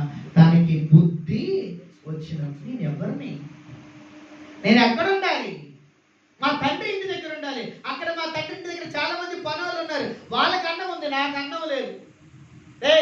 రండ్రా మంచినీళ్ళు అంటే పనులు ఒకడు వచ్చి మంచినీళ్ళు ఇచ్చేవాడు. ఇప్పుడు నేనేమైపోయా? పందుల దగ్గర మేపడానికి కూర్చున్నాను. బైబిల్ ఏం రాయబడింది? దానికి బుద్ధి వచ్చినప్పుడు అక్కడి నుంచి లేచేయమన్నాడు తెలుసా? నేను నా తండ్రి దగ్గరికి వెళ్తా, ఒక మాట అడుగుతా, తండ్రి, పరలోకముందున్న తండ్రికి నీకును వ్యతిరేకంగా నేను పాపము చేశాను. నీ కుమారుడు అనిపించుకోవడానికి కూడా యోగ్యుడను కాను. నీ దాసులలో ఒక దాసునిగా చేర్చుకొని నాకు పట్టెడు అన్నం పెట్టయ్యా అంటే అంత బాధలో ఉన్నాడు ఆయన. కానీ బైబిల్లో రాయబడిన మాట ఏంటో తెలుసా? ఆయన ఆ మాటని తన స్థితిలో నుంచి లేచి తండ్రి దగ్గరికి వెళ్ళేటప్పుడు నేను అంటున్నా, తండ్రి ఎన్ని రోజుల నుంచి ఎదురు చూస్తూ ఉంటాడు. ఆ మిద్ది మీదకి ఎక్కి చిన్న కుమారుడు వస్తూ ఉంటే తండ్రే పరిగెత్తుకుంటూ వెళ్ళి కుమారుడిని కౌగలించుకొని వాడి మెడ మీద పడి ముద్దు పెట్టుకొని ఆ రోడ్డు మీద ఉండే ఆజ్ఞిస్తున్నాడు. ఎవడ్రా అక్కడ? ఇదిగో నా కుమారుడికి వస్త్రాన్ని ఇవ్వండిరా, ఉంగరాన్ని ఇవ్వండిరా, చెప్పులు ఇవ్వండిరా. నా కొడుకు చనిపోయి తిరిగి బతికాడయ్యా, తప్పిపోయి తిరిగి వచ్చాడు, మనం విందు చేసుకుందాం అన్నాడు. దేవునికి స్తోత్రం. నీ బుద్ధి మారితే, నీ ఆలోచన మారితే నువ్వేమేం పోగొట్టుకున్నావు అవన్నీ ఎవరిస్తారు తెలుసా? ప్రభువు నీకు తిరిగి ఇచ్చునుగాక. ఆమేన్ చెప్దామా? ఆమేన్. 1980 సంవత్సరంలో ఒక హీరోయిన్ ఉంది. మరి మీకు తెలియదు, నేను న్యూస్లో చదివా. ఆ పేరేంటంటే, నాతో చెప్పండి, నిషా నూర్. చెప్పండి అందరూ. బాగా అంత అందగత్తో. అంటే ఆమె చనిపోయిన తర్వాత, ఆమె చనిపోకముందు ఫోటో వేశారు పేపర్లో, టీవీలో వచ్చింది, ఫోన్లో కూడా వచ్చింది. ఆమె 1980 సంవత్సరం టీవీలో సినిమాల్లో బాగా యాక్ట్ చేశారు. ఆ ఇంటి దగ్గరికి వచ్చారన్నమాట నిర్మాతలు, ఎంత డబ్బులు ఇస్తాను, నువ్వు రావాలి, డేట్ ఇవ్వాలి. ఇచ్చారు. 1995 సంవత్సరంలో ఆమెకి ఆఫర్లు రావటం మానేసింది. అంటే ఎవరు ఆమెని బుక్ చేసుకోవట్లా. బాగా లగ్జరీగా లైఫ్ జీవించింది ఆమె. ఒక్కసారికి డౌన్ అయిపోయింది. ఆయన పేరు రాయబడలేదు. ఒక ఆయన వచ్చి, ఏంటి నీకు ఆఫర్లు రావట్లేదా? రాట్లా. నేను ఒక పని చెప్తాను, చేస్తావా? చేస్తా. ఏంటి అక్కడ నటించాలా? కాదు, నేను చెప్పినట్టు చేయని చెప్పి ఆమెను బలవంతంగా వ్యభిచార కోపంలోకి దింపాడు ఆయన. ఆఖరికి ఒక టెంపుల్లో ఎక్కడో మూల బక్క చిక్కి శల్యమైపోతే ఎవరో విలేకరు గుర్తించి, నువ్వు హీరోయిన్ కదా, నిషానుడు కదా అంటే ఆమె కథ అంతా చెప్పింది. ఆఖరికి ఆమె ఎలా మరణించిందంటే ఆ వార్తల్లోనే వచ్చింది, HIV వచ్చి చచ్చిపోయింది. అందం మోసకరం, సౌందర్యం వ్యర్థం. మరి మీ ఆలోచన ఎలాగుంది? ఈ శరీరాన్ని ఇచ్చింది పరిశుద్ధాత్మ దేవుడు దీనిలో నివసించడానికి. మీకు తెలియదా మీ దేహము దేవుని ఆలయం అని వాక్యం సెలవిస్తుంది. ఎలా పాడు చేసుకుంటారు ఈ శరీరాన్ని? తాగడం ద్వారా, గుట్కాలు తినడం ద్వారా. ఇదిగో బైబిల్లో రాయబడింది, బుద్ధి లేని పడుచువాడొకడు వీధి గుండా నడుస్తా వ్యభిచారం చేయడం ద్వారా ఈ శరీరాన్ని పాడు చేసుకుంటూ ఉంటారు. బైబిల్లోనే రాయబడింది, బుద్ధి కలిగిన కన్యకలాగా మీరు జీవిస్తే ప్రభు రాకడ వస్తుంది. ఆ రాకడలో మీరు ఎత్తబడతారు. దేవునికి స్తోత్రం. ఒక్క విషయం చెప్తాను, దానియేలు ఇంకెందుకు అంత మంచి పేరు పొందుతున్నాడు? 10వ వచనం చదువుతారా? ఈ మాట చెప్పి నేను ముగిస్తాను. 6వ అధ్యాయం 10వ వచనం చదవన్నాను. ఇంటి శాసనము సంతకము చేయబడినని దానియేలు తెలుసుకొనినను అతడు తన ఇంటికి వెళ్ళి యథాప్రకారముగా అనుదినము ముమ్మారు మోకాలిని తన ఇంటి పై గదికి కిటికీలు యెరూషలేము తట్టునకు తెరవబడి ఉండగా తన దేవునికి ప్రార్థన చేయొచ్చు. ఆయన ఏం చేశాడు? ఇంటి శాసనం అంటే రాజుగారు ఉన్నారు కదా, ఆ రాజుగారి దగ్గరికి కొంతమంది దానియేలు మీద ఇష్టం లేని వాళ్ళు ఏం చేశారంటే ఒక నూతన చట్టాన్ని తీసుకొచ్చారు. రాజుగారు నెల రోజులు మీకే ప్రార్థన చేయాలి. ఏ మనుషుడు కూడా ఈ రాజ్యంలో ఉన్నవాడు ఏ మనుషుడి దగ్గరికి వెళ్ళకూడదు, తమ దేవుడికి ప్రార్థన చేయకూడదు. ఒకవేళ అలా చేస్తే గనక మీకు కాకుండా వేరే వాళ్ళకి ప్రార్థన చేస్తే, మీకు కాకుండా వేరే దేవుడికి ప్రార్థన చేస్తే అలాంటి వాళ్ళని తీసుకెళ్ళి ఎక్కడ పడేయాలి? సింహాల గుహలో. బాగుంది కదా పనిష్మెంట్. బుద్ధి లేదా అని చెప్పాలి రాజుగారు, జ్ఞానం లేదా అని చెప్పాలి. అదేంటి ఆ పనిష్మెంట్? ఒకవేళ రాజ్యం నుంచి పంపించేద్దాం, లేకపోతే అతనికి శిక్ష విధిద్దాం, కానీ సింహాల గుహలో పడేయకూడదు అనాలి. కానీ రాజుగారు ఏం చేశారు తెలుసా? 9వ వచనంలో చూడండి ఏముందో. రాజుకు దర్యావేషు శాసనము రాయించి ఏం చేశాడు? చేశాడు. ఆయనకి ఎంత సంతోషమో. నా దగ్గర కాకుండా ఇంకోటి దగ్గర ప్రార్థన చేస్తే ఏం చేస్తా? నేను సింహాల గుహలో వేస్తా. బైబిల్లో రాయబడిన మాట చూడండి. ఇంటి శాసనము సంతకము చేయబడినని దానియేలు తెలుసుకొనినను అని ఇంటికి వెళ్ళి ఏం చేశాడు చెప్పండి? చెప్పండి అని ఒకసారి. తన ఇంటికి వెళ్ళి యథా ప్రకారము దేవునికి ప్రార్థన చేయుచు ఆయన ఏం చేస్తున్నాడు? స్తుతించుచు. ఎలా ప్రార్థన చేశాడు తెలుసు? ఆయన మోకాళ్ళు. నేను అంటున్నా, చిన్న మాట చెప్పి నేను ముగిస్తాను. ఆయన అనుదినము ప్రార్థన చేసేవాడు, అందుకని దేవుడి దగ్గర నుంచి ఆయనకి అంత మంచి పేరు వచ్చింది. ఆయన ప్రేయర్ఫుల్, లేకపోతే ప్రేయర్ వారియర్. 2వ అధ్యాయం నుంచి మీరు చూడండి, దానియేలు ప్రతిసారి ఏం చేసేవాడంటే ఏ సమస్య వచ్చినా ప్రార్థన ప్రార్థన ప్రార్థన. చెప్పండి అన్నమాట. ప్రార్థన ప్రార్థన అంటే ఏంటి? ఇన్ని రోజులు ప్రార్థన చేశారు కదా. ప్రార్థన అంటే తండ్రి అయిన దేవునితో మనం ఏం చేస్తున్నట్లు మన అవసరతలు ఆయనకి చెప్పి ప్రార్థన చేస్తే శోధన తప్పించుకోగలం. ప్రార్థన చేస్తే దేవుడి దగ్గర నుంచి గొప్ప కార్యాలు చూడగలం. ఇవన్నీ మనకు తెలుసు, కానీ ప్రార్థన చేయాలి. మనకి రోజుకి 24 గంటలు ఉన్నాయి కదా, ఇంకెక్కువ ఉన్నాయా? 24 గంటల్లో మీరు దేవుడితో గడిపే సమయం ఎంత? నా పాస్టర్ గారు నాకు 100 రూపాయలు వచ్చిందండి, ఇదిగోండి దర్శనం భాగం 10 రూపాయలు ఇస్తే 1000 రూపాయలు వచ్చిందండి, ఇదిగోండి 100 రూపాయలు దర్శనం భాగం ఇస్తే మరి రోజుకి 24 గంటలు కదా, 2 గంటల 40 నిమిషాలు ప్రార్థన చేస్తున్నాం. అయ్యి బాబోయ్, 2 గంటల 40 నిమిషాలు ప్రార్థన. మరి దానియేలుకి 86 సంవత్సరాలు. అప్పుడు 16 సంవత్సరాలు ఆయన ప్రార్థన చేయడం అలవాటు చేసినాడు. ఇప్పుడు 86 సంవత్సరాలు అంటే ఆయన ప్రార్థన జీవితం 70 సంవత్సరాలు. దేవునికి స్తోత్రం. నేను ఒక్క మాట చెప్పి ముగిస్తాను. నా జీవితంలో, మా కుటుంబంలో జరిగింది. 2011 మార్చి 8వ తారీఖున నాకు వివాహం అయింది. మేము ప్రభువుని ఎరగని ప్రజల మధ్య సేవ చేస్తున్నాం. విజయవాడలో న్యూ రాజరాజేశ్వరిపేట, కొత్త రాజరాజేశ్వరిపేట. 2009 జూలై 6వ తారీఖున అక్కడ అడుగుపెట్టి మొత్తం తిరిగి సర్వే చేసుకొని పరిచర్య చేస్తూ ఉన్నాను. మాకు 2011లో మ్యారేజ్ అయింది. ఒకరు వచ్చి నన్ను పాస్టర్ గారిని మా బాబుది పుట్టినరోజు ప్రార్థన చేయడానికి రండి అంటే వెళ్ళాం. మా బాబుది పుట్టినరోజు అంటే వెళ్ళాం. మా ఇల్లు ఓపెనింగ్ అంటే వెళ్ళాం. ఓ సంవత్సరం పిలిచారు, 2వ సంవత్సరం పిలిచారు, 3వ సంవత్సరం పిలిచారు, కానీ 4వ సంవత్సరం నుంచి నన్నే పిలుస్తున్నారు. పాస్టర్ గారిని పిలవట్లా. నాకు డౌట్ వచ్చింది. 3 సంవత్సరాలు నన్ను పాస్టర్ గారిని పిలిచిన వాళ్ళు ఇప్పుడు ఎందుకు పిలవట్లేదు? వాళ్ళు దేవుడి దగ్గరికి వచ్చేవాళ్ళు కాదు, దేవుడిని ఎరగని వాళ్ళు. కాదంటే మేము అభిమానం, ప్రేమ కాబట్టి పిలిచారు. ఇంకా అంతకంటే మేము చేసే మీద విశ్వాసం. అప్పుడు అనిపించింది ఏంటో తెలుసా? పాస్టర్ గారి గురించి అందరూ కొనుగుతున్నారు. ఏమా పాస్టర్ గారు అంట పిల్లలు లేరు, గొడ్డురాలు, ధనము లేకపోయినా పర్లేదు, మాకు ఇల్లు లేకపోయినా బతకగల పెళ్ళైన, కానీ బిడ్డలు లేకపోతే ఆ మాట అనిపించుకోవాలంటే కష్టం. అందరూ అన్నారు. 4వ సంవత్సరం పిల్లల గుట్ల, 5వ సంవత్సరం, 6వ సంవత్సరం, 7వ సంవత్సరం, 8వ సంవత్సరం వచ్చింది, అప్పటికి పిల్లలు లేదు. అందరూ గొడ్రాలు అంటున్నారు. దేవుడు మహాకృపను బట్టి దేవుడు ప్రార్థన చేయటం ద్వారా పాస్టర్ గారి యొక్క గర్భాన్ని తెచ్చాడు. దేవునికి స్తోత్రం.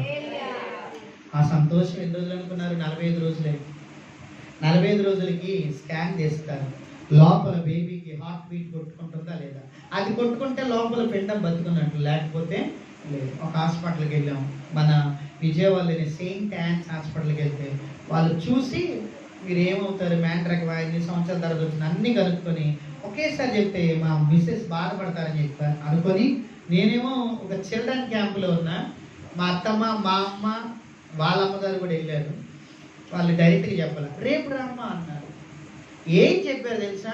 మీ బేబీకి హార్ట్ బీట్ లేదు. 8 సంవత్సరాల తర్వాత వచ్చిందని నేను ప్రార్థన చేశాను, సంతోషించాను. కానీ ఏం లేదంట, హార్ట్ బీట్ లేదు. 4-5 డాక్టర్లకి ఫోన్ చేస్తే హార్ట్ బీట్ లేదంటే ఇంక లేదయ్యా, బేబీ చనిపోయింది. టాబ్లెట్లు ఇచ్చారు, అబార్షన్ అయిపోయింది. మళ్ళీ 6 నెలల తర్వాత దేవుడికి గర్భాన్ని తెరిచాడు. దేవునికి స్తోత్రం. 5వ నెలలో టెఫా స్కాన్ అంటారు, అంటే అవయవాలు ఏర్పడినా లేదని తీసుకెళ్ళాం, చూపించాం. మంచి ఫేమస్ కలిగింది విజయవాడలో. నన్ను మా పాస్టర్ గారిని పిలిచి, మీ ఇద్దరు ఎప్పుడు పెళ్లి చేసుకున్నారు, మీరు మ్యాటర్ ఎక్కువ, మళ్ళీ అదే వచ్చింది. ఏ అంటే అన్నాను, లోపల బేబీకి తలలో 80% నీరుంది అన్నారు.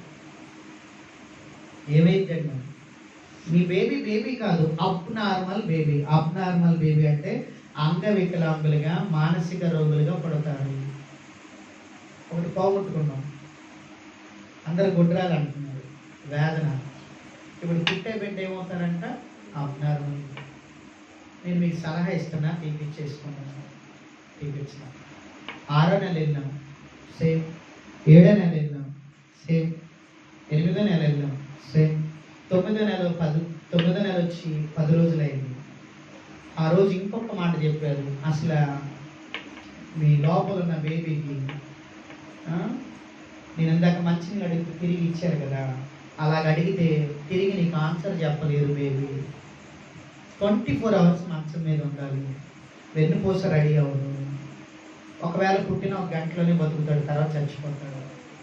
అది రిపోర్ట్. ఆ రిపోర్ట్ తీసుకోవడానికి వెళ్ళినప్పుడు, నా బండి మీద వెళ్ళేటప్పుడు గుర్తించండి ప్రార్థన ఎంత విలువైందో, ప్రార్థన ఎంత శక్తివంతమైందో. ఎవరెవరి జీవితంలో జరిగింది చెప్పట్లా, నాకు, నా భార్యకి, నా బిడ్డ జీవితంలో జరిగింది.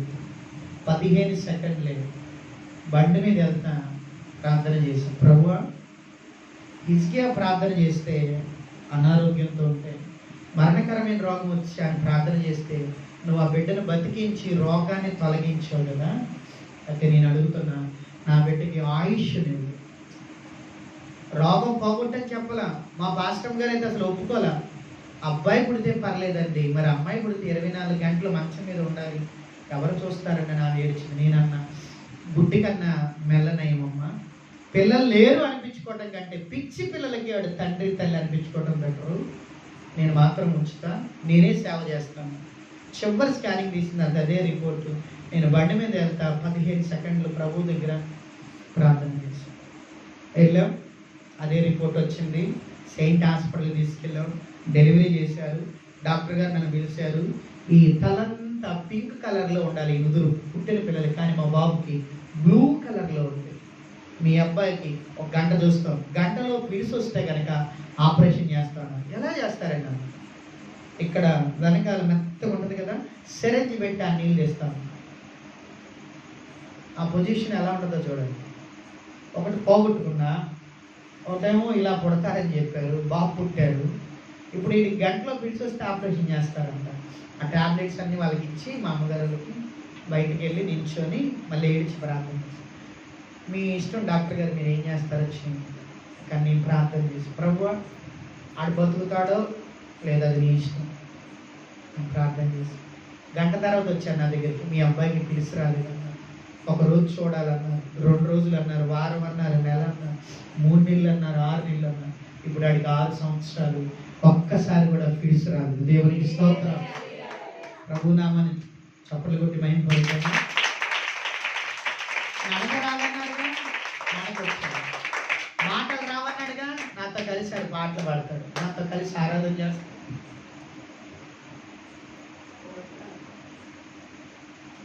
స్కూల్లో నెంబర్ 1, నెంబర్ 2 చదువు. ఎలా? మనం ప్రభు దగ్గర ప్రార్థన చేస్తాం. ప్రార్థన చేస్తే చంపేస్తారు, పర్లా నేను చచ్చిపోతాను, కానీ ప్రార్థన మాత్రం మాని.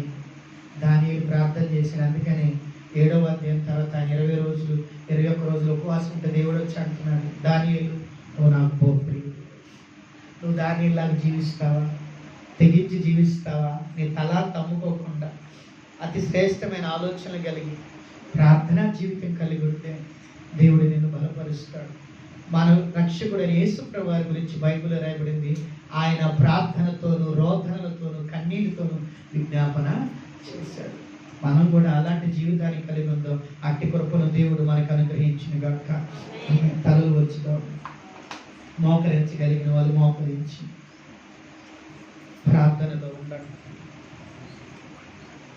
మోకరించగలిగిన వాళ్ళు మోకరించి రెండు చేతులు జోడించి, అవసరమైతే రెండు చేతులు ఆకాశము తట్టెత్తి మీరు 7 రోజులు ఎందుకు ప్రార్థనలో ఉన్నారో తెలుసు. దేవుని దగ్గర నుంచి ఒక మంచి పేరును పొందుకోవాలని, మనుషులు ఇచ్చే బిరుదుల కంటే దేవుడిచ్చే బిరుదు గొప్పది. వెండి బంగారముల కంటే మంచి పేరు కోరదగినది. దేవుని బిడ్డలారా, మీరు 7 రోజులు ప్రార్థన చేశారు, ఎక్కడ వ్యర్థమవుతున్నారు? సంఘముగా కలిసి దైవజనునితో, దైవ సేవకురాలతో, వాళ్ళతో కలిసి మీరు కన్నీరు కార్చి ప్రార్థన చేశారు. కానీ ఈరోజు దేవుడు నిన్ను ప్రశ్నించి, అమ్మ నువ్వు నా కొరకు ఏమి తెగించి బ్రతుకుతున్నావు, ఏం మానుకొని ఏం విడిచిపెట్టి బ్రతుకుతున్నావు?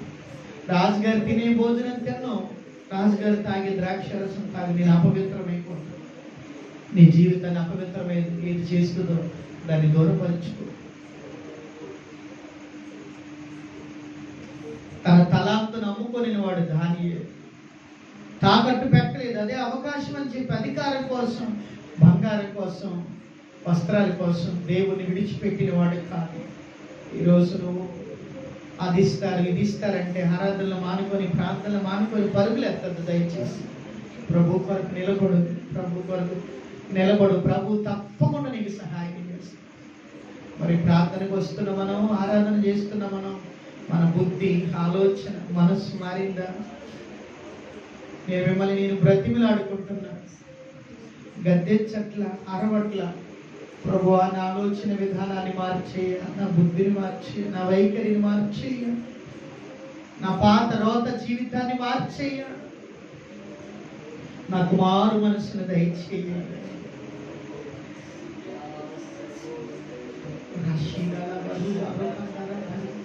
హల్లెలూయా, హల్లెలూయా, హల్లెలూయా, హల్లెలూయా, హల్లెలూయా. ప్రభువా, నా జీవితాన్ని మార్చు, నా జీవితాన్ని మార్చు. పాత జీవితం, రాత జీవితాన్ని రక్తంతో కడుగు. చెడ్డ ఆలోచన నుంచి, చెడు స్నేహాల నుంచి ప్రభువా దయచేసి. ఓ రాజ్యా, ప్రియ దేవుని బిడ్డలారా, మన ఆలోచన విధానం మారాలి. పాపపు ఆలోచన, పాపపు జీవితాలు మనకు అవసరం లేదు. ఆయన మనస్సు మార్చడానికే వచ్చాడు. దాని కొరకు ఈ బుద్ధి ఆలోచన మార్చడానికే తాను సిలువలో మరణించాడు. దానియేలు చనిపోతాడని తెలిసి కూడా మోకరించే ప్రార్థన చేసి స్తుతించాడు. ఆయన దేవుని బిడ్డ, నీ జీవితంలో ప్రతిరోజు ప్రార్థన చేయడం నేర్చు. నువ్వు మాట్లాడితే ఆయన వినాలని, నువ్వు అడిగితే ఇవ్వాలని దేవుడు సిద్ధముగా ఉన్నాడు. ప్రార్థన జీవితాన్ని నిర్లక్ష్యం చేయకండి. 15 సెకండ్లు ప్రార్థన చచ్చిపోతాడన్న బిడ్డను బ్రతికించాడు దేవుడు. పిచ్చోడు అవుతాడు అనుకున్న బిడ్డను మంచివాడిగా చేశాడు. 24 గంటలు మంచం మీద ఉండాలనుకున్న నా బిడ్డను లేచి నడిపించి, పాటలు ఇచ్చి, పాటలు పాడడానికి, ఆరాధన చేయడానికి, నాతో కలిసి యాక్షన్ చేయడానికి. నీ బిడ్డల కొరకు నువ్వు ప్రార్థన చేస్తే, నీ భర్త కొరకు నువ్వు ప్రార్థన చేస్తే విసుక్కోకుండా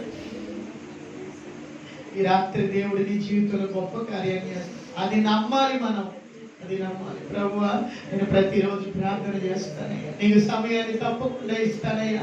నాకు ఎన్ని పనులు ఉన్నా నీ దగ్గర నేను మోకరిస్తాను ఆయన. కేవలం 7 రోజులే కాదైనా, జీవితాంతం నీ దగ్గర ఉంటానయ్యా. ఓ రాజా, యేసయ్య ఈ లోకంలో జీవించినప్పుడు కన్నీటితో, రోదనతో ప్రార్థన చేశారు. పెద్దల కాడ వెళ్ళి, అడుగులోకి వెళ్ళి ప్రార్థన చేశారు ఆయన.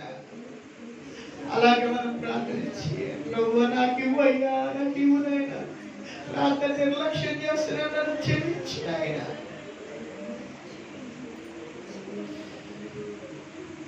ఓ లార్డ్, మన 2 చేతులు పైకెత్తి ఒక మారు ప్రార్థన చేయాలి. నాకు దానియేలు లాంటి జీవితం కావాలి.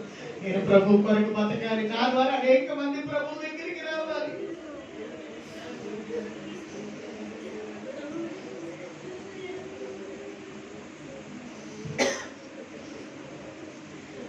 ఎండిన యము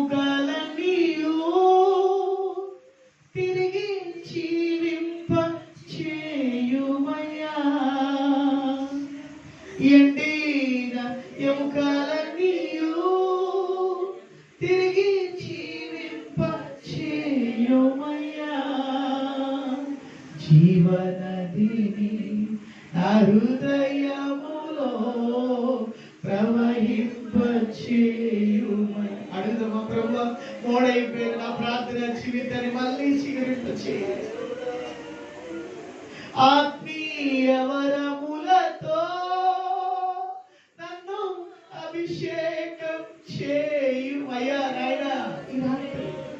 ఆత్మీయ వరములతో నన్ను అభిషేకం చేయుమయ్యా. జీవనదిని నా హృదయములో ప్రవహింపచేయుమని.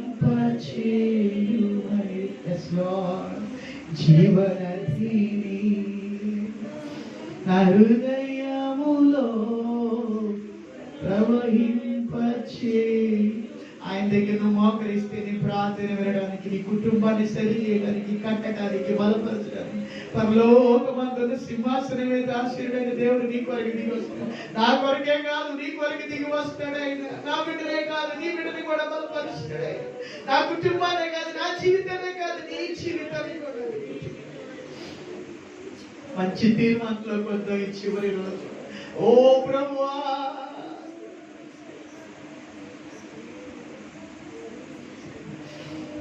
ఏడవగలిగితే మీరు ఏడుపు వస్తే ఆపుకోకుండా ప్రభు పాదాలను మీ కన్నీటితో తడపండి. నన్ను క్షమించిన ఆయన, నా జీవితాన్ని మార్చిన ఆయన. ఓ రాజా, ఇప్పుడే నూతనముగా మార్చిన ఆయన. రూపాంతర అనుభవంలోకి దించిన ప్రభు మా ప్రార్థనలకు ఇచ్చిన ఆయన, ప్రార్థనలకు ఇచ్చిన ఆయన.